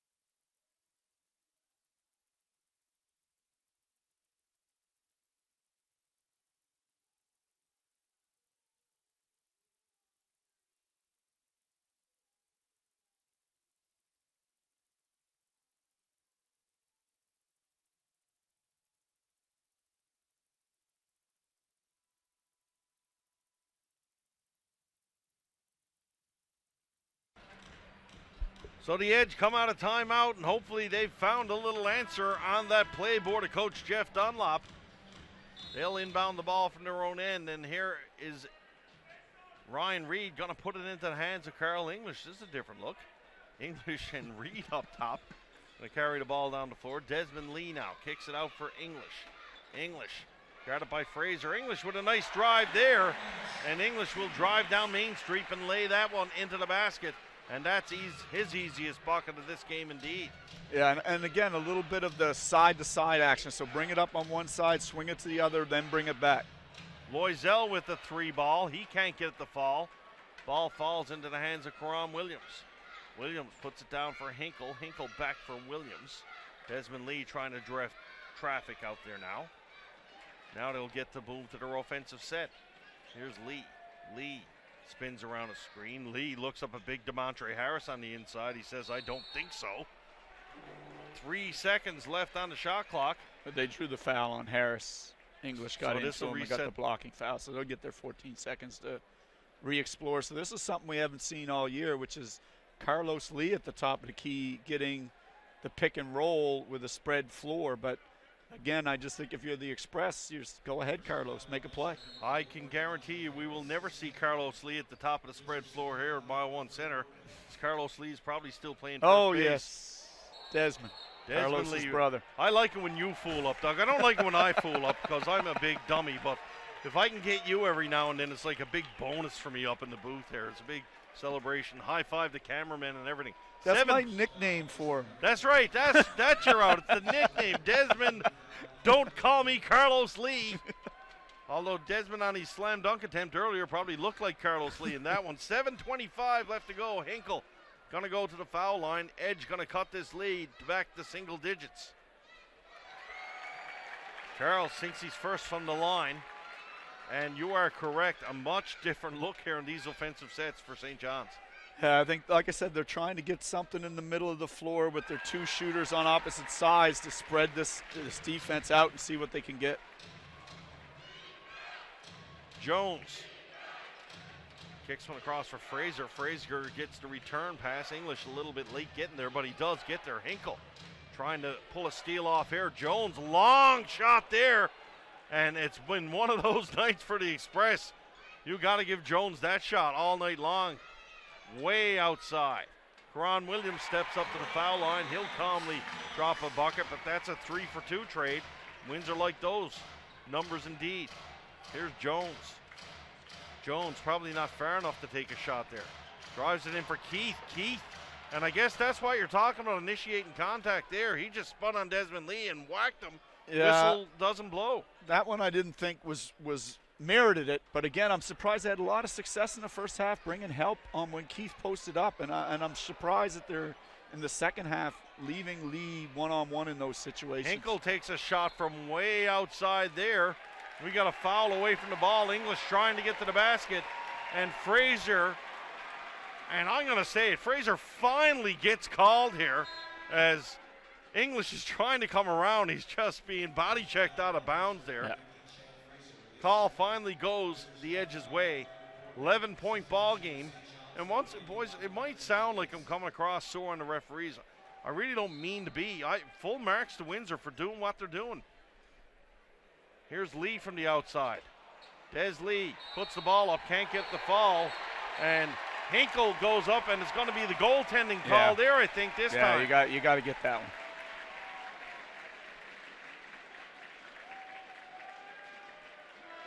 Edge back to single digits now. Hinkle going to go to the line to try to complete this play. Is it now that we're going to see the Edge make their move? Well, I mean, Fraser's tired. He asked for a sub. He's come out, and he's played well. He's at, like, now you've got the smaller lineup. You're going to get Johnson in here for English, but they need to make a bit of a push. You know, just get it to that 3-point range by the end of the quarter. You don't need to make anything dramatic. You take something dramatic, but you just want to get it where the fourth quarter is up for grabs. 8-point ball game. Windsor Express racing back into the game. Now he's trying to give a little spark to this Express squad. Jones kicks one in for Loisel. Loisel plays a little peekaboo with that one, turns around, spins, fires, but can't get it to drop. And that foul is going to go against Charles Hinkle. And this is Hinkle picks up his third. You know, if the Edge are missing something, it might be that traditional post-up threat. I mean, even Reed is a fadeaway jump shooter. They don't really have a guy that goes down on the block, puts his back to it, and makes plays. And that's working for the Express tonight. They're getting those foul calls when they turn around, a little bump or whatever it's being called. The Edge can't counter with anything similar. Alex Johnson now is checked into the game. He lays the ball into the hands of Williams. Williams from the outside. He goes down the cleaning aisle and puts some liquid Drano on that shot. And that's a big one for the Edge. Back to 6. Keith kicking one outside for Jones. Jones. He puts the ball to the floor. Jones high off the glass. That's a tough shot there Full credit to Maurice Jones. Yeah, and that's going left, so that's what you want to see. And you got to get, yes, absolutely right. That's a great shot making at that point. Hinkle, he's getting roughed housed pretty good down low by Loisel. Hinkle goes up, grabs the rebound. And I believe the call is going to go against Loisel. Yeah, Hinkle going over his legs. Loisel lost his balance, and he reached up and gave a little tug when he realized Hinkle was going to have a wide open layup. So he gets caught for the little tug. It's just a big poke that he got away with it earlier. Yeah. 5-11. And one thing I said to you when we were off air for a second, if you notice how little Stutz is playing in this game, like, again, playoff time, you talked about it a ton, is defensive basketball, and Stutz is not a good defender. So he's really seen his minutes cut down in this game. Here's Karam Williams. Williams took a bit of a bump there from Keith. Play continues down low for Hinkle. That's an errant pass comes through. Luckily for the edge. Yeah. It's out of bounds. Good defense there by Racing, though. Almost coming away with that steal. Yeah. 5:01 left to go. I'm not really sure what you get, even if Johnson catches that pass with Stutz right behind him. It's not a great look there. Glaze puts the ball into the hands of Johnson. Hinkle turns, fires, and he'll knock down the three-point shot. And that's around Charles's favorite spot over on the side there. Yeah, and they're starting to hit some threes, and they're trading threes for two. So, again, they've narrowed a couple of points off that lead just by doing that. Jones once again goes to the bank, and he will put it in off the glass. Maurice Jones starting to put some points on the board here for the Windsor Express. Yeah, you got to love the way he plays, and he just competes hard all the time despite the size deficiency that he brings. Randy Glaze threw one into the legs of Xavier Ford. Ford had to be careful there. Jones almost had the steal on Johnson. Johnson inside for Ford. Ford goes up. No foul on that play, and good defense, I guess, there by the Express. Here's Jones outside for Keith. Keith with the open look, and he knocks down a big three-point shot there for Windsor. And as hard as the Edge fought to get the lead down to 5, now it's right back to 10. Johnson waiting for Hinkle to come around. Hinkle takes a bump from Harris. And I tell you what, that is one guy. He is going hard all night long.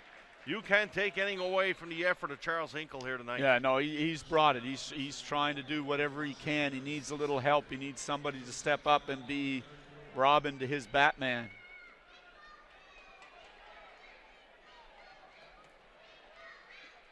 Hinkle at the line now. He'll go up and shoot a couple. Hinkle steps up and he'll hit the first one. Charles Hinkle leading all scorers now with 22 points. Make that 23. Jones leading the Windsor Express in points, and that's something we didn't expect to see. Jones more of a distributor, but he's got 18 on the night here for Windsor. Keith guarded by Williams on the outside. That's certainly not a matchup you'd look to see normally. There was a little screen action there, and Williams got, I think, switched on to him. And again, it's a tough matchup, especially when he posts up. Crom Williams takes the foul there. The Edge are in the bonus now, so they can take advantage of any fouls. But Hinkle's going to pick up number 4 here now with 3:31 left to go. And the way Hinkle's playing, that's not a good thing for the Edge, Doug. No. I'll be surprised if we see him leave the game, though here comes Wally Ellenson now. Wally Ellenson getting up to check in. Steve Marcus not happy Ellenson didn't get to check in before the ball was put into the game. Here's Shaquille Keith. Keith gets a step on Ford, going to kick it to the outside. Good defense there by Alex Johnson, but then he throws it away, trying for the Tom Brady-esque pass, but more looked like Bucky King throwing it down there. Went long out of bounds. Now we'll see Wally Ellenson going to check into the game. First look at Wally into the playoffs, and Wally is an athlete. He's a jumper. He's going to be jumping Jack Flash here tonight. Yeah, and again, we're into a English and Hinkle-less lineup, and that did not go well for the Edge in the first half. Stutz kicks one outside. There's a long three-point shot again, and it's Shaquille Keith hitting his second in a row from the outside. Williams Down the floor for Glaze. Glaze. He's being left alone. They're telling Grandy, you can have that one, big fella, if you want it. Ford says, I'll take it. So Xavier Ford steps up. Can't get it to fall, though. Shaquille Keith grabs the rebound. Jones listening to the advice of Coach Bill Jones there on the sideline. Glaze coming out of bounds, and Glaze was like a train coming off the track there. Glaze has got the intensity, just the execution just a little bit lacking there so far tonight. Yeah, it was a good play. He read that post feed the whole way. He came from the weak side, sprinted, had a chance at the steal. He just couldn't corral it. 2:29 left to go in this third quarter, 11-point ball game. Windsor Express, dare I say, in control. Logan Stutz drives the lane. He can't get the foul. And that's one of the few easy baskets we haven't seen Windsor make. Desmond Lee can't get that one to drop. English gets the rebound. Kicks it for Williams. Williams can't get it to drop. St. John's just can't hit a shot. Shaquille Keith drives the lane, and Williams goes up, and he'll commit the foul. No easy buckets for the rest of this night at mile one. 2:05 remaining here in this third quarter. And Shaquille Keith going to the foul line.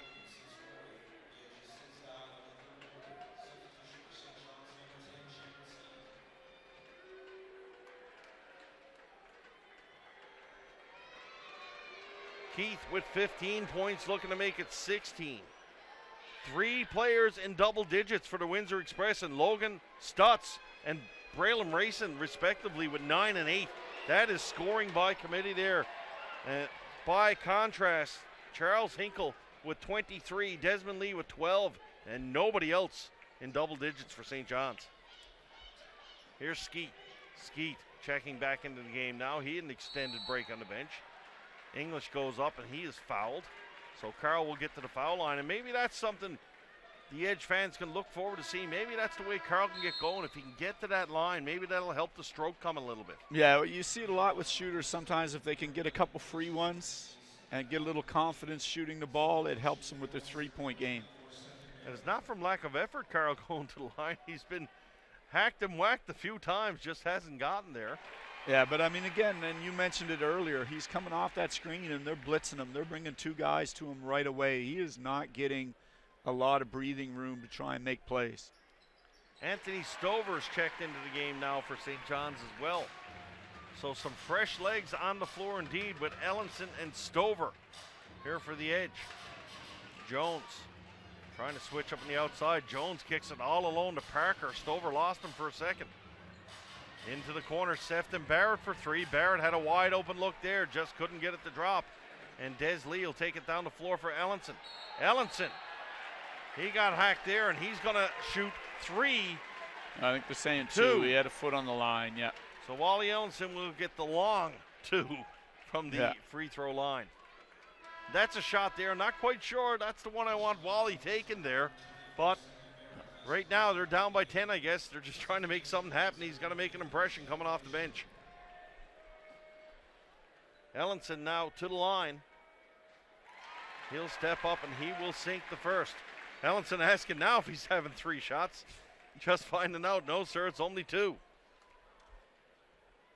So Wally will step up, and he will sink the second one. Edge. See some pressure here from the Edge, and it works. Throw the ball away, yeah. Logan Stutz put a pass there. It was a great pass by Stutz. Unfortunately, he was right into the hand of Ransford Benprong on the Ed bench. Yeah, I think he just got caught unaware, and he just rushed himself a little bit on that out-of-bounds pass. That gets a rise from the fans here at mile 1. But quickly, just again, it settles down. English away from the ball. Offensive foul called. I mean, is it an offensive foul? Yes. Stover lowers his shoulder and decks Barrett. Was Barrett fouling English the whole time the ball was out of bounds and on the cut? Absolutely. So in my mind, you've got to call the first foul. You can't call the reaction.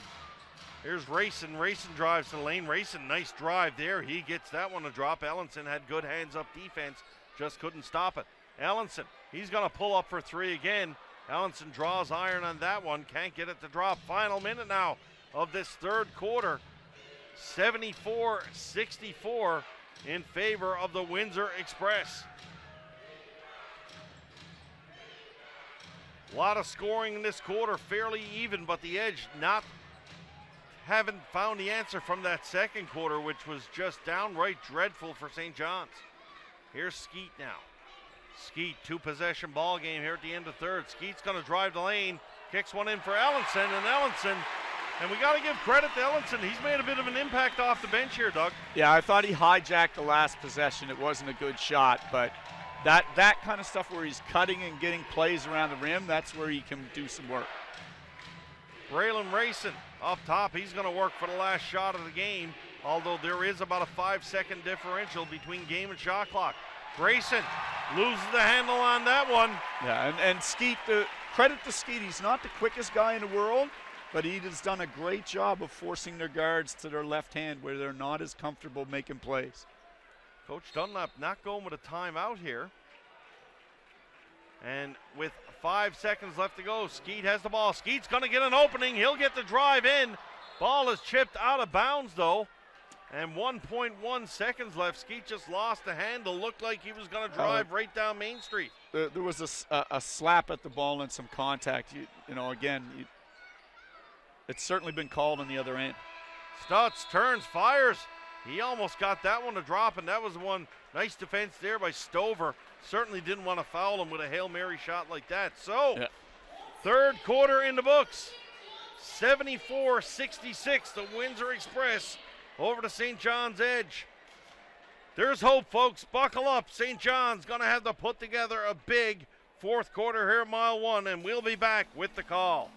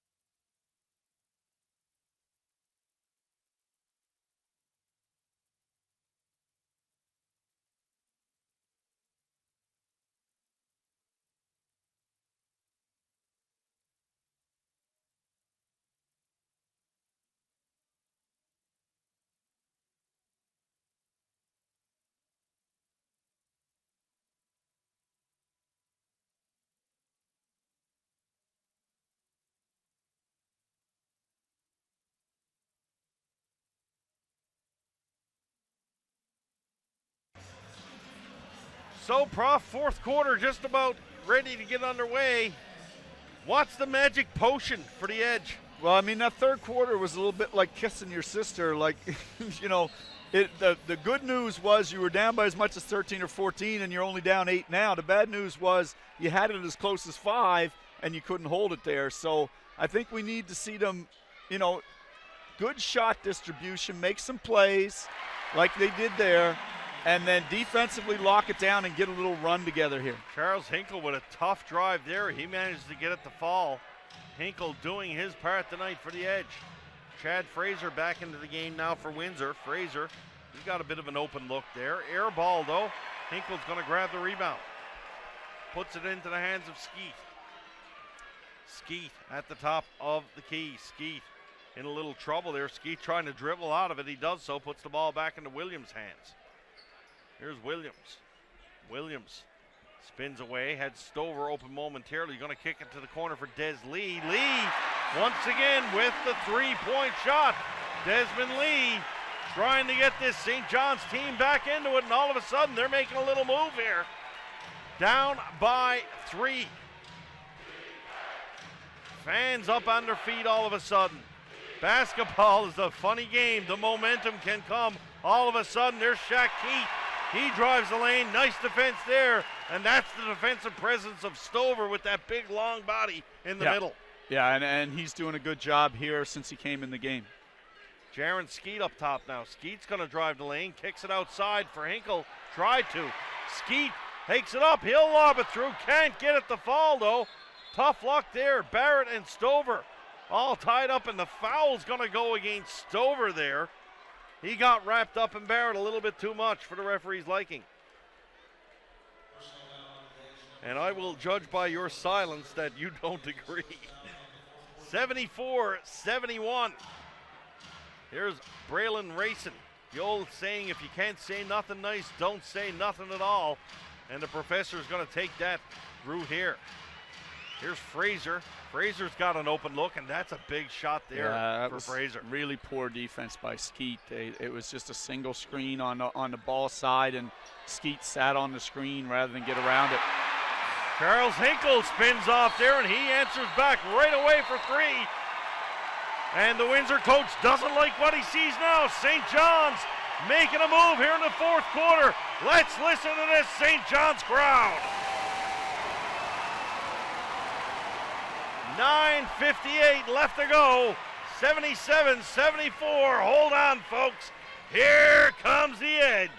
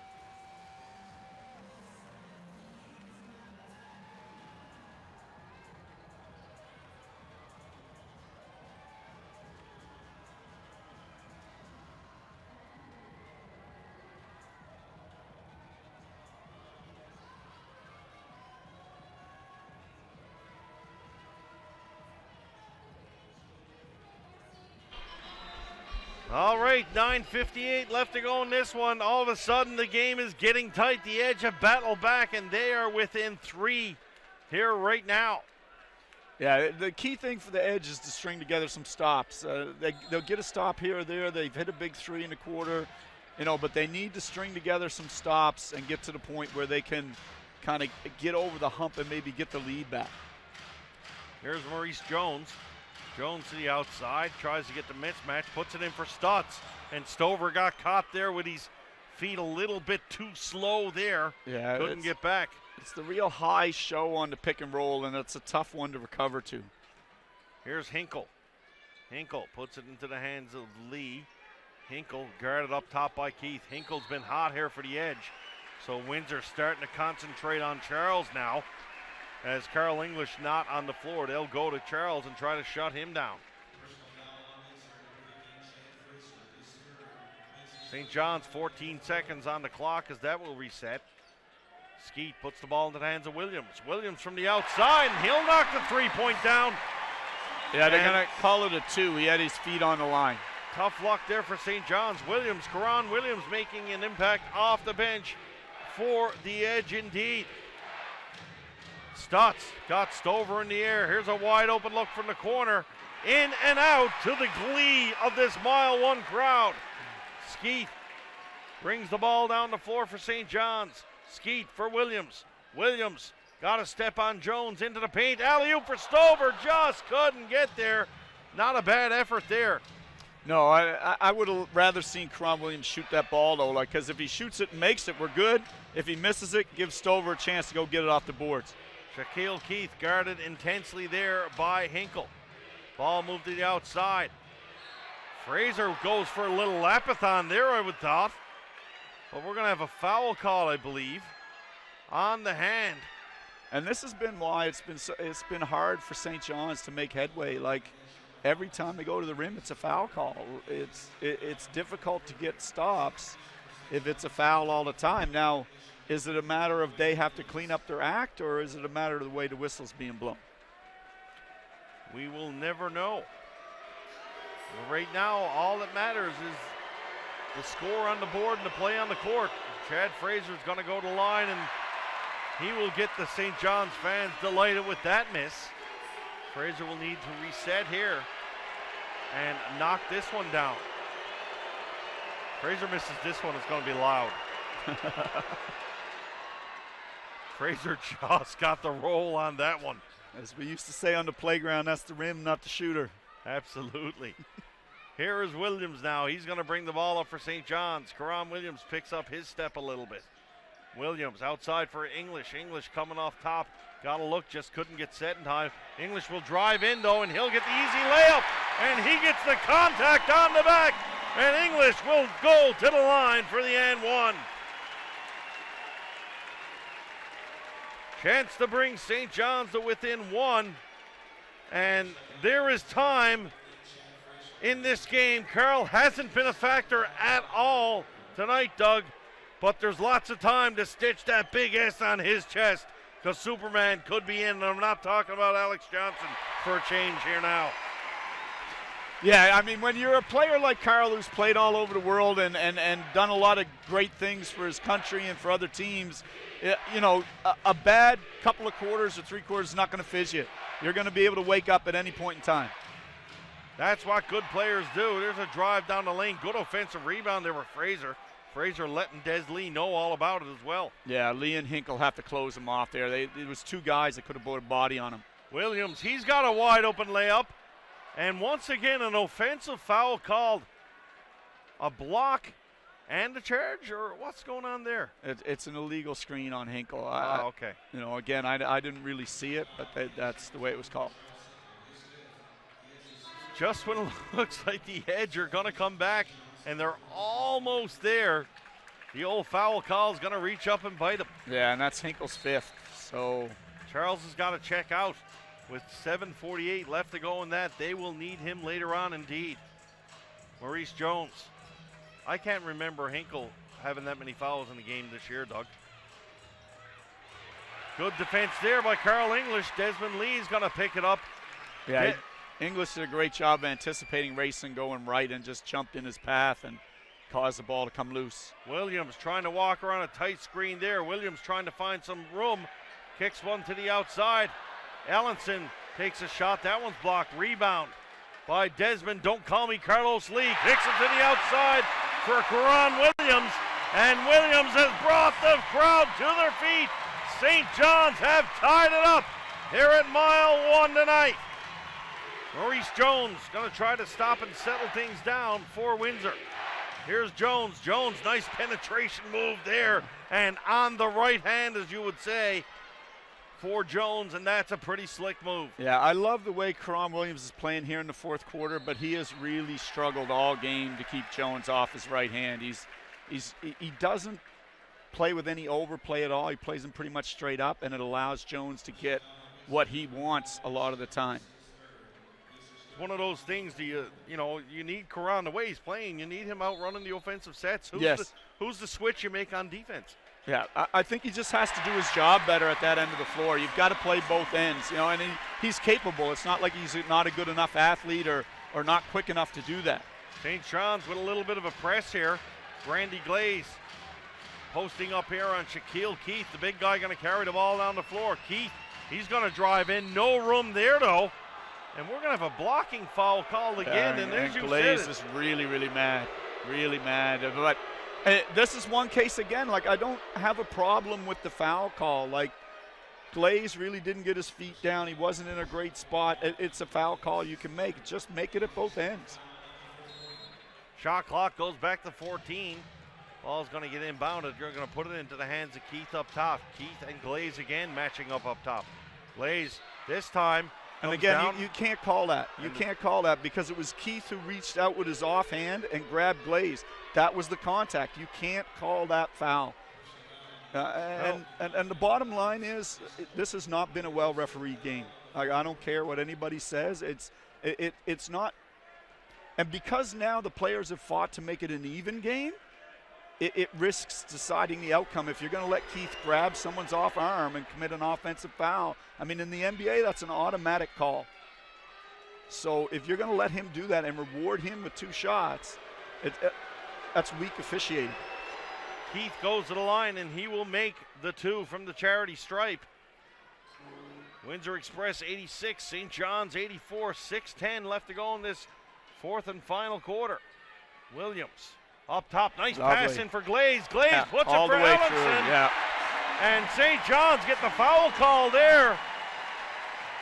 And Ellenson going to get a chance for an easy and 1 at the line. And this will be the opportunity for St. John's to take the lead since the first quarter. Yeah, and that's what again, initiating the offense from the middle of the floor with a screening action. And again, Glaze, who's so good in those screens, he just slips off it when the defense jumps to Carl. He rolled in behind him, got it, brought the help, and dropped it off to Ellenson.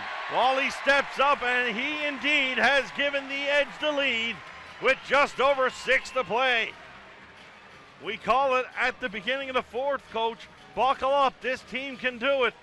And no doubt, here come the Edge. Rayson drives down the lane, and that's probably the shortest-lived lead in the history of basketball as Rayson grabs it back for Windsor. That's the way it's going to be the rest of the way, I'm thinking, Prof. Yeah, he just got to his right hand a little. Again, the finish is left-handed, but the work is done with the right hand. Des Lee holding the ball up top. Lee walks around a double screen there. He's got some separation, needs to put the ball into the hands of English. Shot clock down to 5. English trying to force it through, can't get it. Logan Stutz is going to have an open look. And Wally Ellenson comes from behind with the big rejection. Get that stuff out of here, says Ellenson. And we got a foul down the other end. Offensive foul and on the Ellenson. Offensive foul. Oh, my goodness, I'm too fat for this stuff. I might have a stroke up here in the box. 5:18 left to go, 88-87.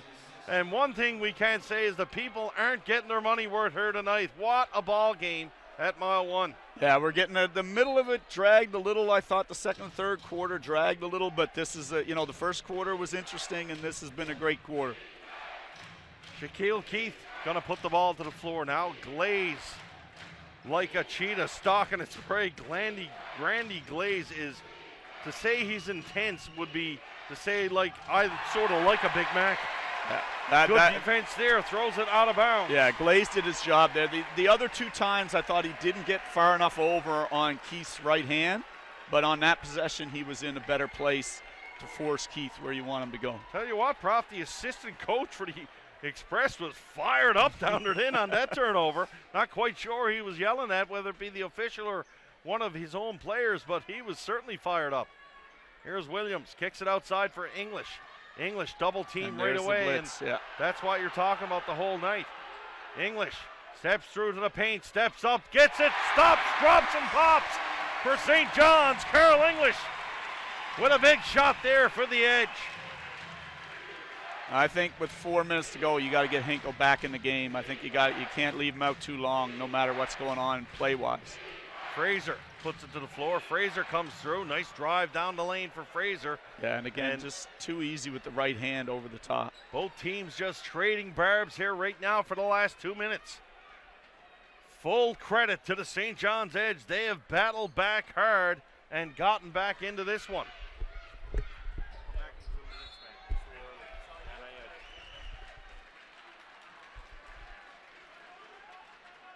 Don't have a foul there. And this is, a call you haven't made all game, and now you call it with 4 minutes to go. And right on cue, here's Hinkle. I think this is a great sub.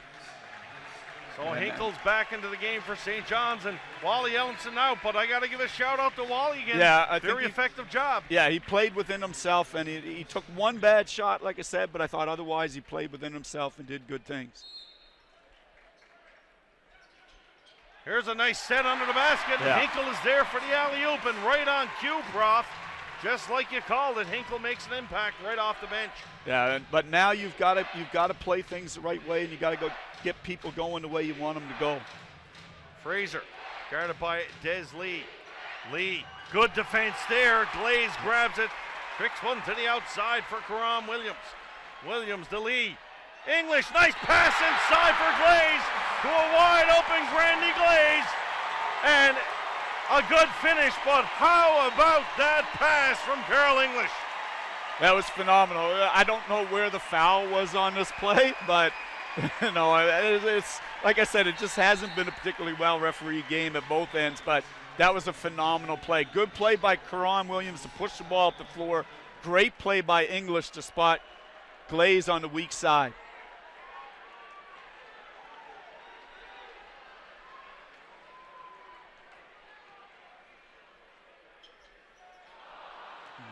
Here's Williams, can't grab that rebound on the missed foul shot.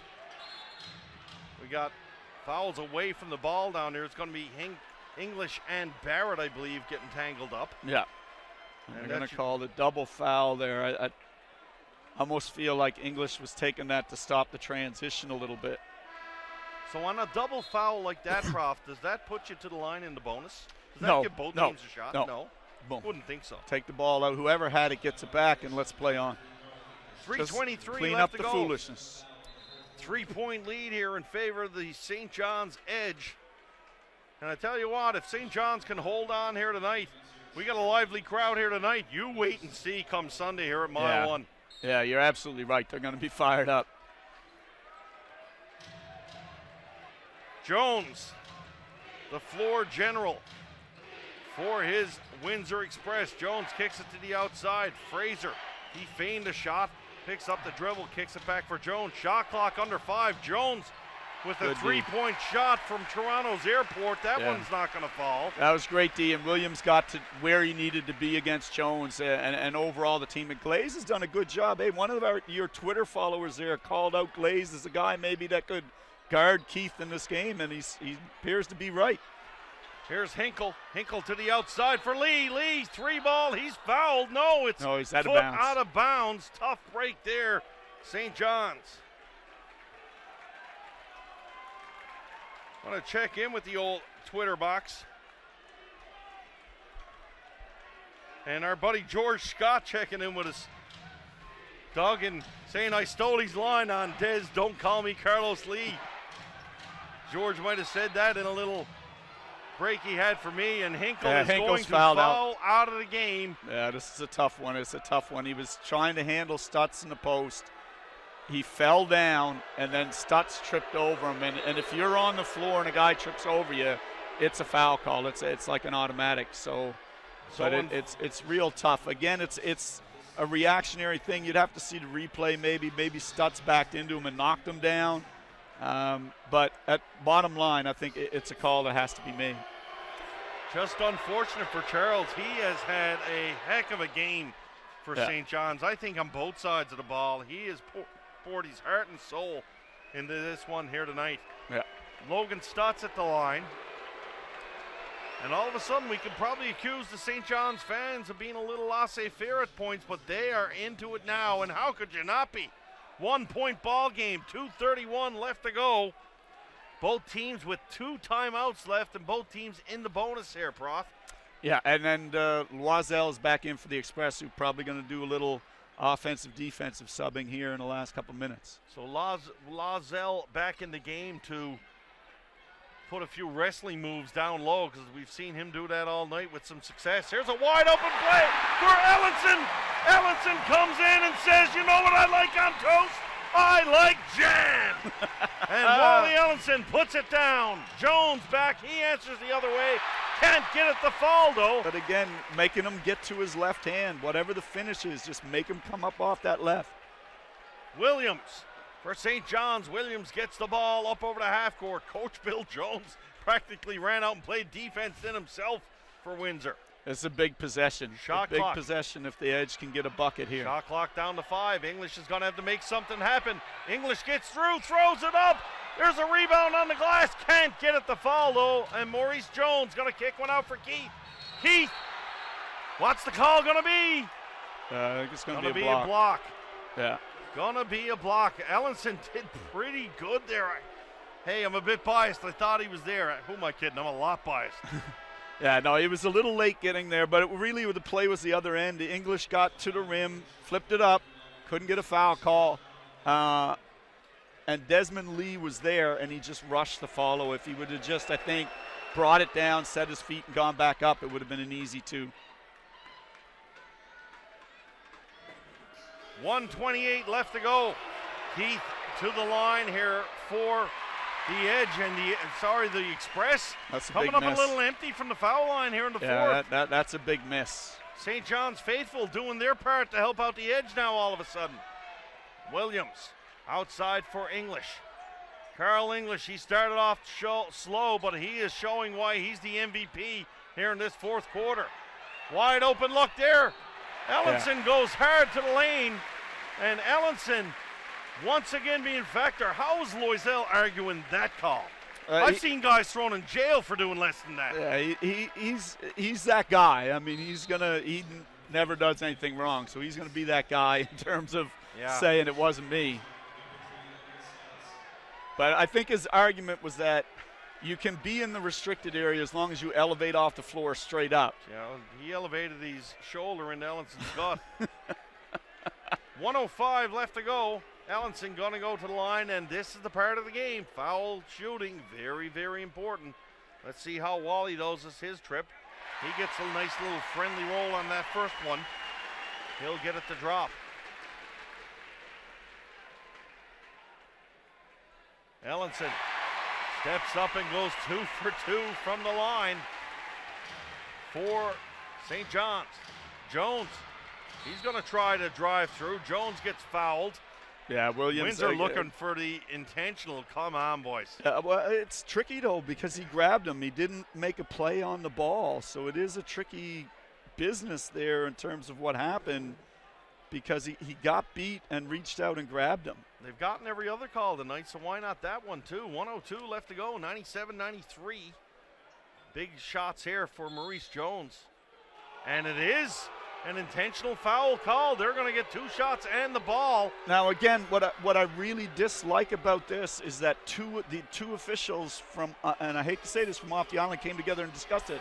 Where was the third official? Like, all 3 officials have to discuss that call if you're going to discuss it. I'm not a fan of what just happened there. I can only assume that the third official wasn't involved in the play, and I don't know if it's a seniority thing between officials in basketball. Well, the third official made the call. So he's got to be involved in that discussion. It can't be 2 guys decide. It has to be all 3. If they're going to change the call on the floor, all 3 people have to be involved. Right? It's a little that optically that's a little dicey. It's funny, the third official, he's getting the gruff from the St. John's bench. Yeah. So they come up with the shots, and they'll have the ball again. Maurice Jones outside for Rayson. Rayson can't get that one to drop, and Ellenson will grab the rebound. English flattened there at half court by Rayson. No call on the play. Karam Williams, he's going to stop and settle things down. Edge. Glaze is trying to get the ball to run something with English. English wants an isolation to post up. English kicks one outside for Lee. Under 5 on the clock. Lee gonna penetrate. Lee goes in. Ellenson tried to come up for the stuff. Couldn't do it. Leaping Lanny Poffo. Wally Ellenson coming through. There's a nice drive down Main Street. And we're gonna have a timeout, so it's by gonna be a tie Maurice game. Jones. Tie game. 20 seconds left. Oh my goodness. Prof, we're going to have to take a little time out here. I'm going to have to find some heart medication or drink a rum or something like that up here in the box. 97-97. We'll be right back.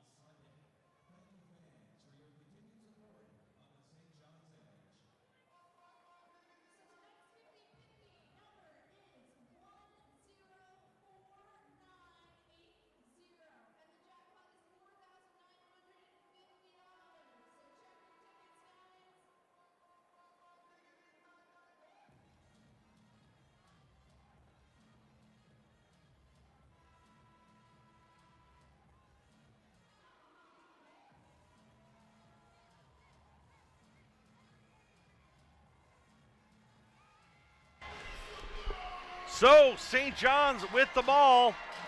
They're going to play for the last shot of this game. You got to think so, Prof. Yeah, and you got to think it's going to be Carl English. And the only way it's not Carl English is if they run two at him and someone is all alone at the front of the rim for a layup or a dunk. All right. Buckle in, folks. Here we go. Ball inbounded into the hands of Karan Williams. No big shock there. Williams has done a great job for St. John's, controlling up top. They're going to go high pick and roll here. Getting the high pick off. Glaze in for Glaze. Glaze wide open under the rim. Couldn't get it to drop, though. Logan Stutz moves it for Fraser. How is that not traveling? And it was. Traveling is the call against Stutz. He turns it over with 2.8 left. St. John's will have one more chance. Yeah, I think they're arguing the call, but that's traveling. Yeah. I think Glaze. I don't know if Glaze realized how open he was under the rim. So we got another timeout call. Yeah. St. John's going to use it. 2.8, lots of time, Doug, to get a good shot up. I think Glaze expected to get hit, and because he expected to get hit, he wasn't thinking about putting the ball in the net. Yep. Oh, I can see that. And you would have just liked to see him elevate and dunk that, but that's all you can do on that possession. But they catch a break on Stutz travel, so they'll get the last shot. Now this is where I think you miss Charles Inkle, because he's the other option. Yeah, he's a master. And he's also one of the he's tremendous at hitting those late game winner, game sealer type shots. So 97-97. Now they've run that again in a lot of situations like this. They've run that elevator play for Carl, but that hasn't worked well today. That's been defended well by the Express. So it'll be interesting to see what they go to here. It looks like they're going to have English inbound the ball. Kick it back to him. Yeah, and then maybe look for a screen, like a flare screen off that inbound, or else they're going to look for, maybe some kind of a lob to Ellenson or Glaze at the rim. Is Coach Bill Jones that savvy enough? He waits after the buzzer goes, and he watches the edge go out and set up how they're going to inbound this. Is that something? Here we go. Glaze with the ball. Glaze with the shot. He catches the iron. My goodness. That was actually a pretty good shot. That was a great shot. Unlikely shooter. But, oh, my goodness, we're going to get some extra basketball here tonight. Overtime in Game 1 of the playoffs. St. John's and Windsor tied at 97. We'll be back.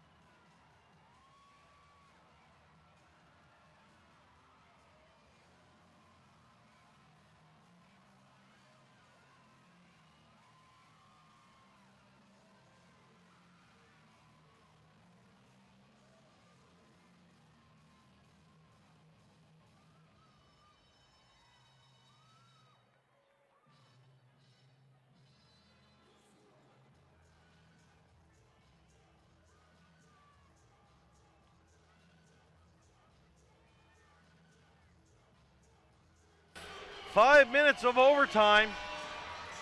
Friday night drama at Mile One Center in Game 1 of this best of 5 divisional semifinal in the playoffs. Windsor and St. John's all knotted up at 97.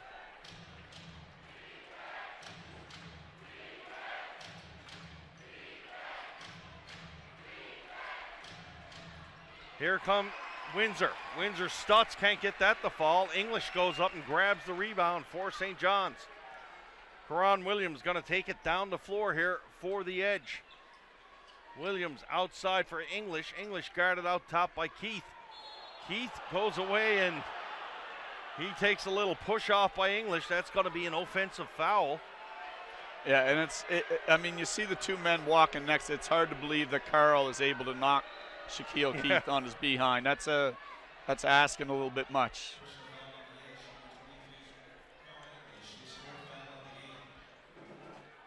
A little discussion here. We got to clean some floor up. Shaquille Keith going down. Carl English could be very, very strong, though, maybe to knock a man the size of Shaquille Keith down. Maybe. He's wiry. Yeah. Stutz going to inbound it here for the Windsor Express into the hands of Chad Fraser. Fraser coming down the floor now for Windsor. Fraser's going to pick up the dribble. Ellenson's posted up on Stutz, denying the ball inside. Outside for Keith. Keith guarded by Grandy Glaze. Keith is going to pull up for the shot, and he drains a long three-point shot there.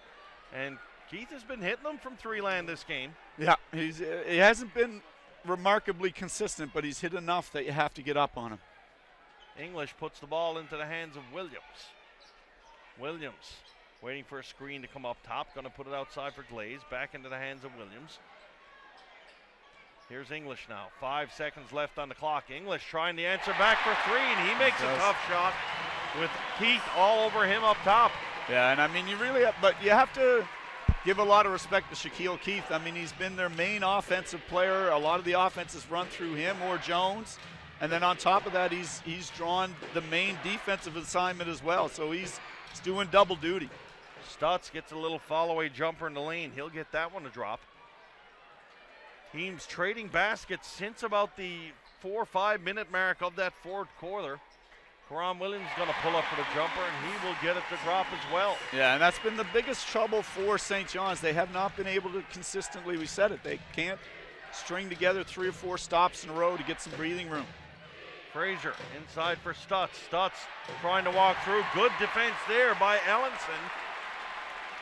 He'll put the ball into the hands of Williams. Outside for Ellenson. Lee, that shot's not going to go.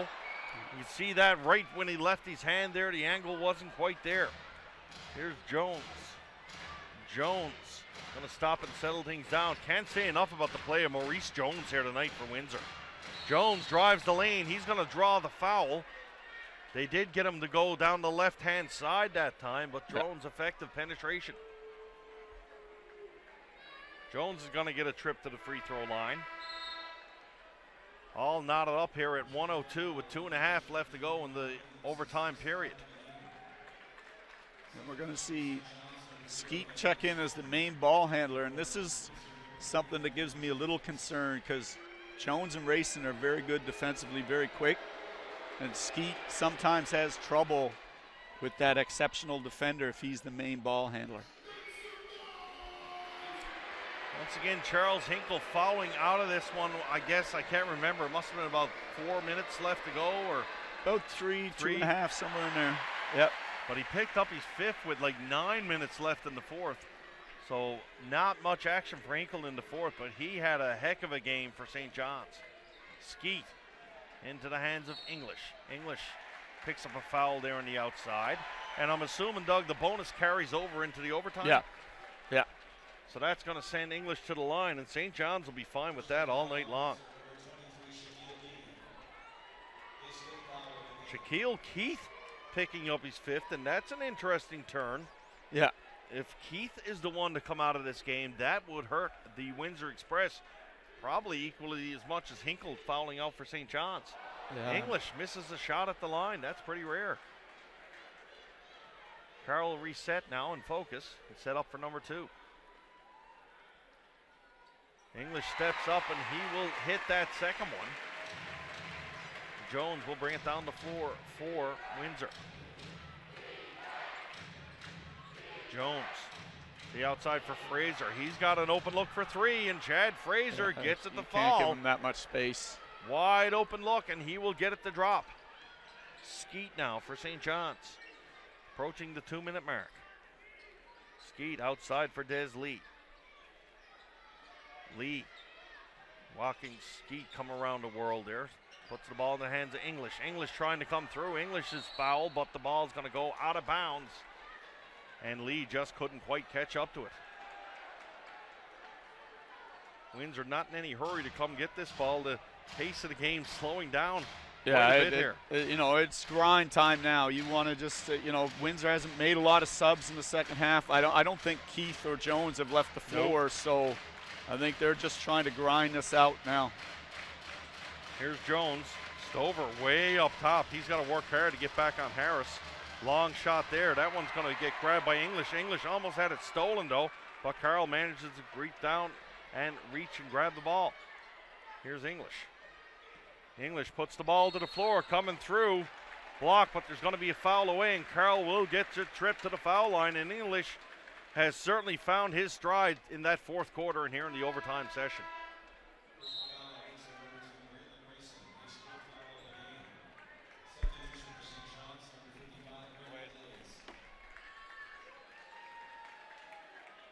Okay, we'll see English shoot the 2 free throws here as he tries to make it a 1-point game with 1:23 to go.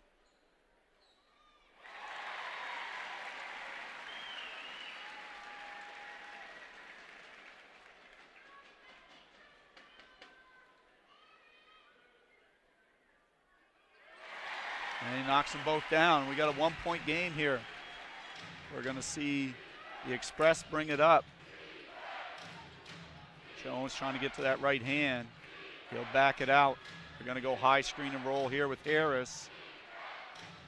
Keith gets all the way to the rim, and he'll lay it up. Put the lead back to 3 with 1:06 to go. Skeet bringing it up.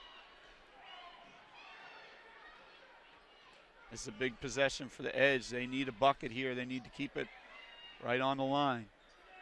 Skeet will take the 3 and nowhere close.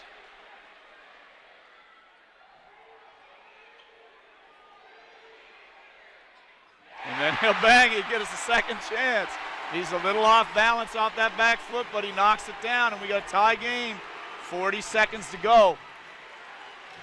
And I think we're going to come back to that high screen and roll action again. Can we get Jones? No, we're going to get Harris wide open. He'll get bumped, no call. And that's going to give the ball to the Edge with 26 to go. Game all tied up.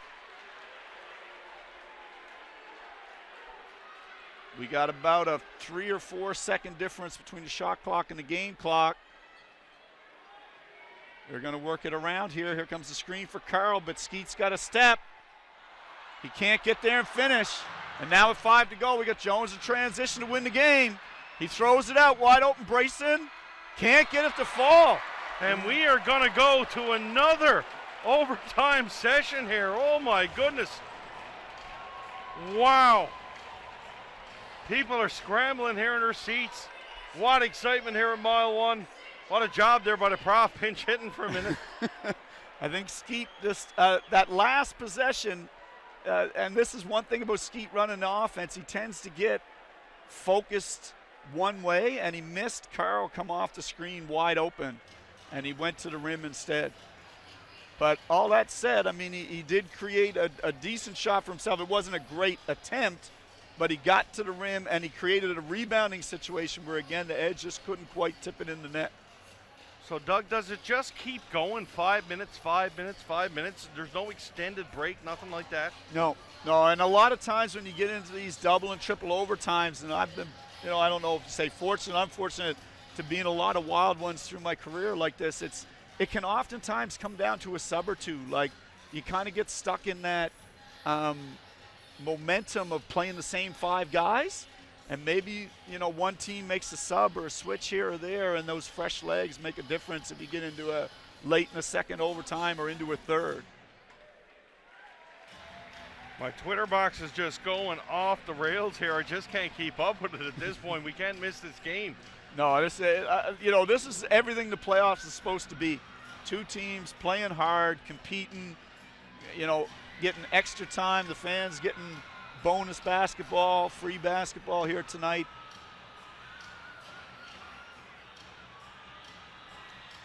So, but the one thing I will say is the Express, Frazier has played, had a brief sub there in the third quarter. Keith has played the whole time. I think Jones has played the whole time. Rayson has not been off much since he came into the game in the second half. So if you're the Express, you got to be concerned a little bit about fatigue now here as you're into your second overtime. Shaquille Keith has 5 fouls. Chad Fraser with 4. On the edge side of things, Carl English and Des Lee and Grandy Glaze all playing with 4 fouls. Williams and Hinkle already fouled out of the game for St. John's. So just having a look at Skeet. Skeet's okay, he's only got 2.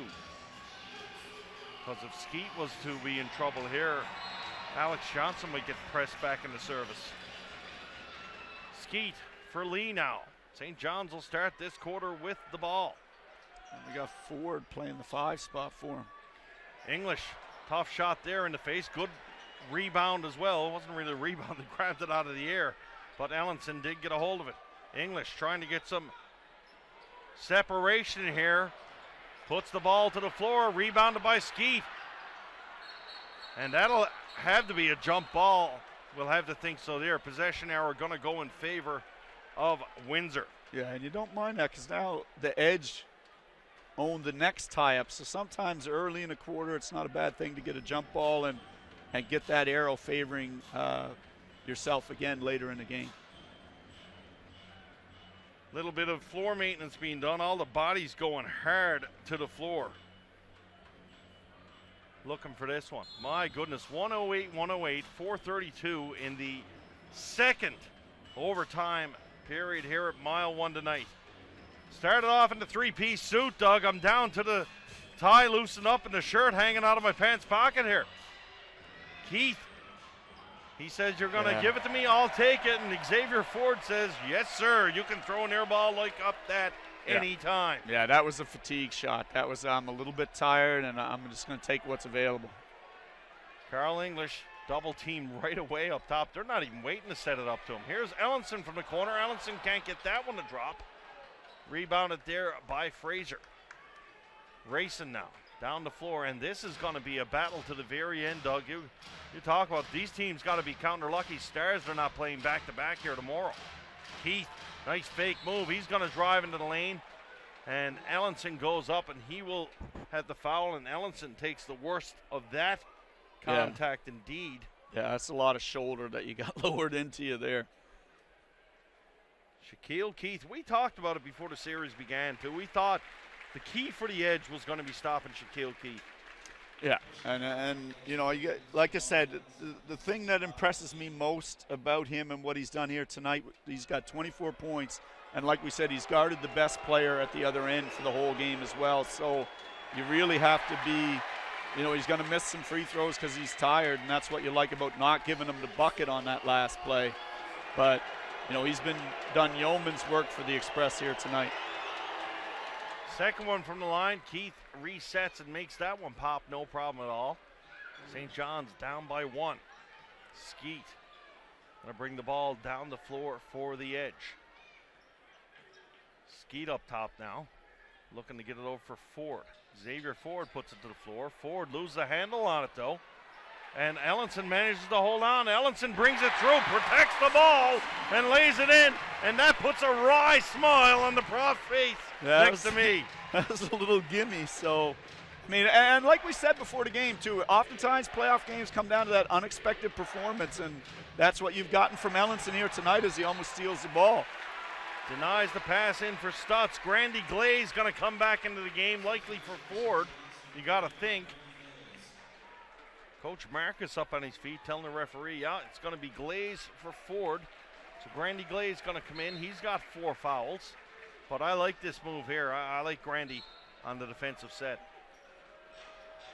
Jones is talking about the work of Keith tonight. Maurice Jones done a great job as well. Racing. Grab, he just lost the handle. My goodness, I was going to say, if that never got called, I don't think anything would. But the call is made, and Jaron Skeet will get an opportunity to go to the line.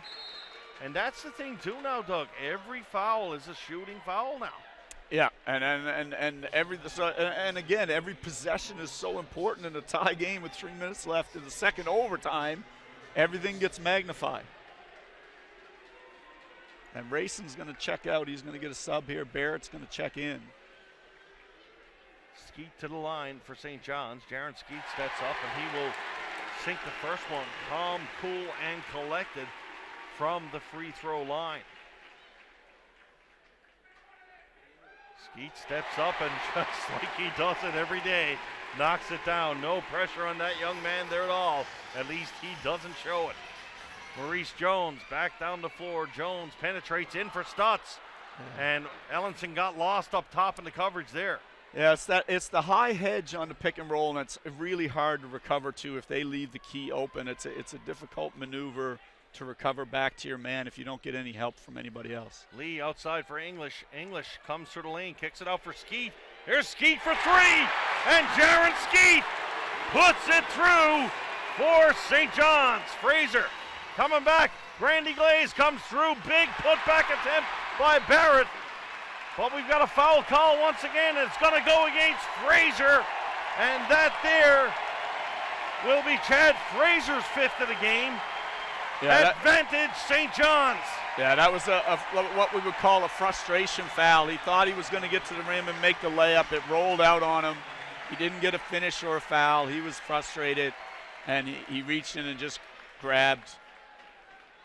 And tell me this St. John's Ellenson, crowd don't know anything about basketball. How quickly did St. John's crowd hush when he got to the free throw line to knock that one down? Yeah. Here's the money ball. Wally had the opportunity to make it a 6-point game. Tough luck there, drew a little short. Maurice Jones for the Windsor Express. Jones up top. Yeah, Ellenson reached out and put the hand on him and held him, and that's going to be a foul. The way it's being reffed right now, they're going to make that call.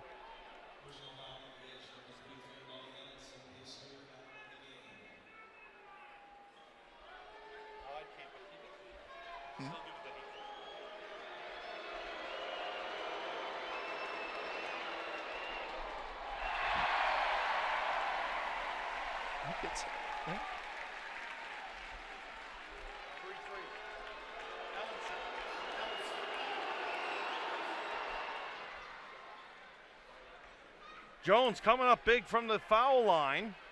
Knocks the game back to 4. Skeet now. 2 minutes left. Can the Edge hold on? High drama at mile 1 here tonight. Glaze playing hot potato there. He didn't want no part of that ball. Here's English. English outside for Glaze. Glaze going to put it to the floor. Kicks it for English. Nice screen. English steps back for 3. Can't get it to drop though. That's unfortunate. It was a great screen by Glaze to get English open. Ellenson outside. Stutz. Boy, he might have walked a little there. Fortunate to get away with it. Here's Keith steps back, and Shaquille Keith with a big-time shot there. Yeah, that's a tough hoop for a guy that's played as many minutes and as hard as he has. That's a big-time shot there for Shaquille Keith. Skeet puts the ball into the hands of English. English over for Ellenson. Yeah, and we're back to a 2-point game, so this is going to be a big possession. The Edge have to try and find a way to get a basket or a foul here. And there's the foul. And it's going to go against that'll send English to the line. So that is, if they're going to foul anybody right now for St. John's, Carl's the guy they want fouled. That being said, Jaron Skeet looked like he's been playing pro ball for about 20 years the way he sank those 2 free throws earlier. Yeah, I'm surprised at Barrett there. He had English on his right hand. He was in a good position defensively. I don't understand why he didn't just move his feet. Carl steps up the line, puts that one down. I like this leaving Wally Ellenson up there too. Well, he can elevate over anybody. Like he can go steal a ball for you. Yep. Carl goes to the line, not going to steal those. They go through, true as true can be. So defense is the chant from St. John's. Jones comes through, and Jones just too quick for Skeet up top. It was a great play. That they were anticipating the high screen and roll. He gave him the inside out, the fake cross that made Skeet lean, and then zip to that right hand for the layup. Into the final minute. Desmond Lee's got the ball up top. Lee's going to challenge Stutz. Lee thinks twice if it comes to the outside. Kicks one out for Skeet. Skeet for 3 from way outside. And Jaron Skeet He was endeared to the mile one, faithful as it was. It's better now. Maurice Jones, he doesn't waste any time answering. No. He takes advantage of that crowd noise a little bit, right? So, like now, if you're the edge, you have to protect that extra point. You've got the 3-point lead. You've got to protect that one extra point. So there can't be any threes. You got to make your free throws. You got to protect that point. Skeet to the outside. Shot clock down to 4. Skeet for 3 from the corner. Can't get it to fall. Unfortunately, Glaze tipped it outside. Yeah, but he's just going to let this go for 2. And Barrett will go in and lay it off the glass. And now it's a foul game. Now it's a 4-2. foul game. You're in good shape. Like, even though it's 1 point, you're in good shape. Good call there, Prof. Tough luck as Glaze did a good job getting the tip on it.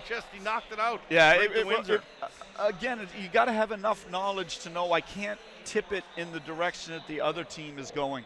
I can slap it across the floor. I can tip it back up at the backboard. I can tip it toward the corner. I can't slap it back out in the direction the other team is playing. But again, the way Glaze has played tonight, all of the things that he's brought to the table, you can't be too concerned about that. The biggest thing was that Desmond Lee could not foul on that layup. He had to let that go and protect that 1 point. So, 12 seconds remain. St. John's lead by 1, and they have the ball. Big thing here, coach, is just get it inbounds. Yeah, get it in the hands of someone that can shoot a shot. I'm going to make one prediction here. Okay. Carl English is not throwing this inbounds pass. I think you're not going out on a big limb there. So, I mean, again, if I'm sitting down there on the sideline, I'm trying to run some kind of screen action that brings Skeet and English together and then break them back, and that's your 2 best foul shooters.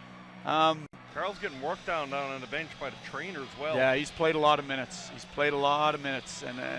might be putting some Vaseline on him when they try to molest him and grab hold and they'll just slip off. Now, the one thing you cannot throw this inbounds pass to Randy Glaze. I was just about to say, could you not have him on the floor?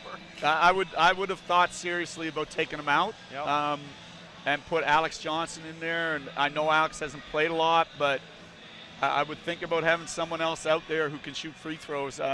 If I'm the Express, my guy would have been told, we're not guarding Glaze. Like, we're leaving him wide open and then trail him, and when he catches, foul him. How far can Bill Jones go on the floor coaching here?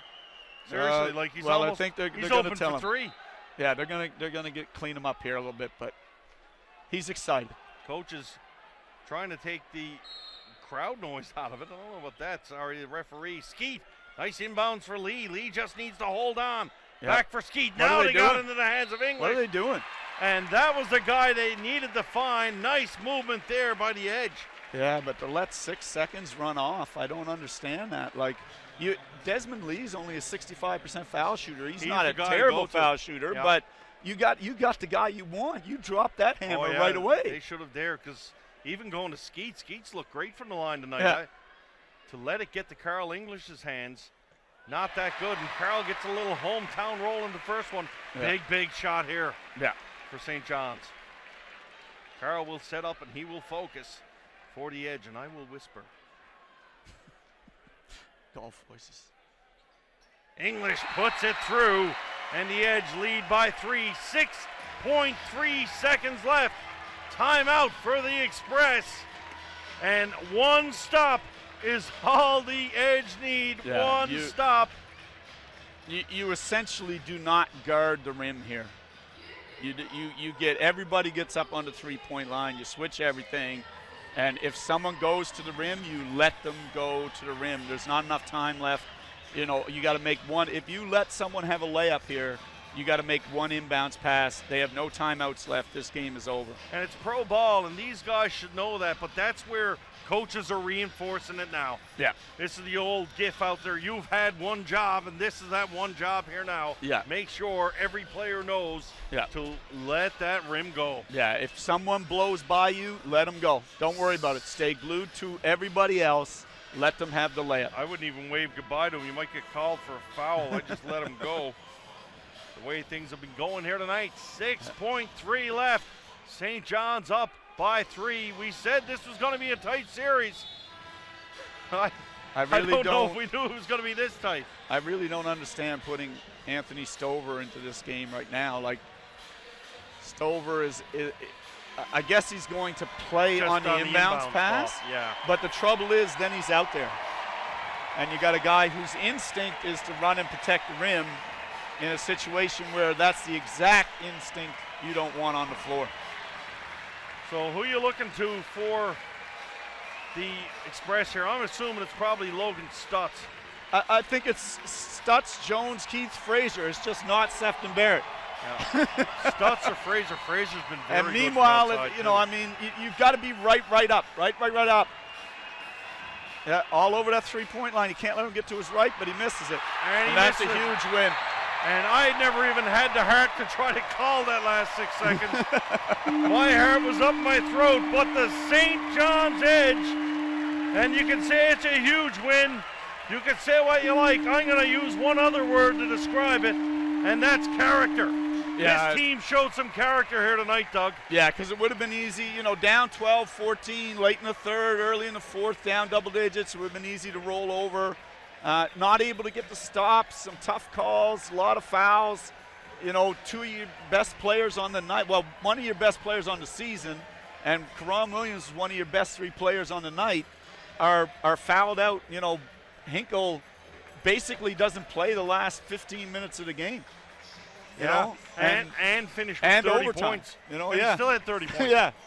Yeah. Wally Ellenson being announced as the player of the game, and that was our pick, Doug. I tell you what, Wally didn't play a lot of minutes until that fourth quarter. But you got to respect what Wally did. Yeah, Absolutely. to go out there and get 10 boards, to play defense the way he played it on their five-man, to be efficient offensively, because again, when Wally gets carried away chucking up a lot of threes, that's when his game is out of hand. But tonight, again, cutting, getting to the rim, hitting the glass, getting to the foul line, he did everything right as far as I'm concerned. So, St. John's draw first blood in this 5-game series. So important to get that first one on home court. 5-game series, you lose a game on home court, especially the first one, you can be in trouble in a hurry. The first one is because what happens is then you put a lot of pressure on yourself for the next one. Yeah.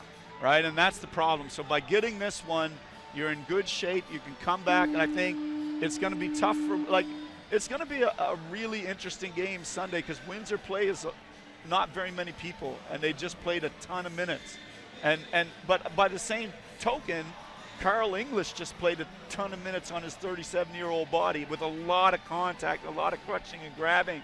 So it's not going to be easy for him to bounce back 2 p.m. on Sunday afternoon either. But the good part of it is Hinkle seems to have a fire and a rhythm, and he should be fresh as a daisy. Carl gets to go home and sleep in his own bed, too. He's not on the road. Yeah. I want to pivot a little. We talked about Hinkle's contribution and Ellenson. Karam Williams, great effort by him in this one. Yeah. And the difference between Karam Williams and Ellenson's contribution is Karam was solid all year long. He was a good scorer off the bench, double-digit guy off the bench all year long. So you can't be surprised when a guy who's played in the G League and played well at higher levels performs well in this game. Ellenson is a guy with, that doesn't have, and we kind of joked around a little bit before the game. You were saying this was his former team, and he may have something to say, and I was kind of saying I don't know if he can say anything, but he proved you a little bit prophetic, because he did have something to say in this game, and that was the unexpected performance that turned this whole thing. And final two thoughts. First to the leader, the MVP, the top Canadian, Carl English. Struggled early on, maybe struggled, as you said, because of the double team, the triple team on defense. But when the chips were down, Carl English came through in the clutch, like all great players do. Yeah, and so did Jaron Skeet with those two and that threes. Was my next point. That was, wow, those were big-time shots. My next point here, we can create a book, a song, a rap artist, something like that, and the evolution of Jaron Skeet here with the St. John's Edge. He has come into his own. Yeah. So, for Doug Partridge, I'm Steve Powers signing off from Mile 1 Center. Final score, St. John's 123, Windsor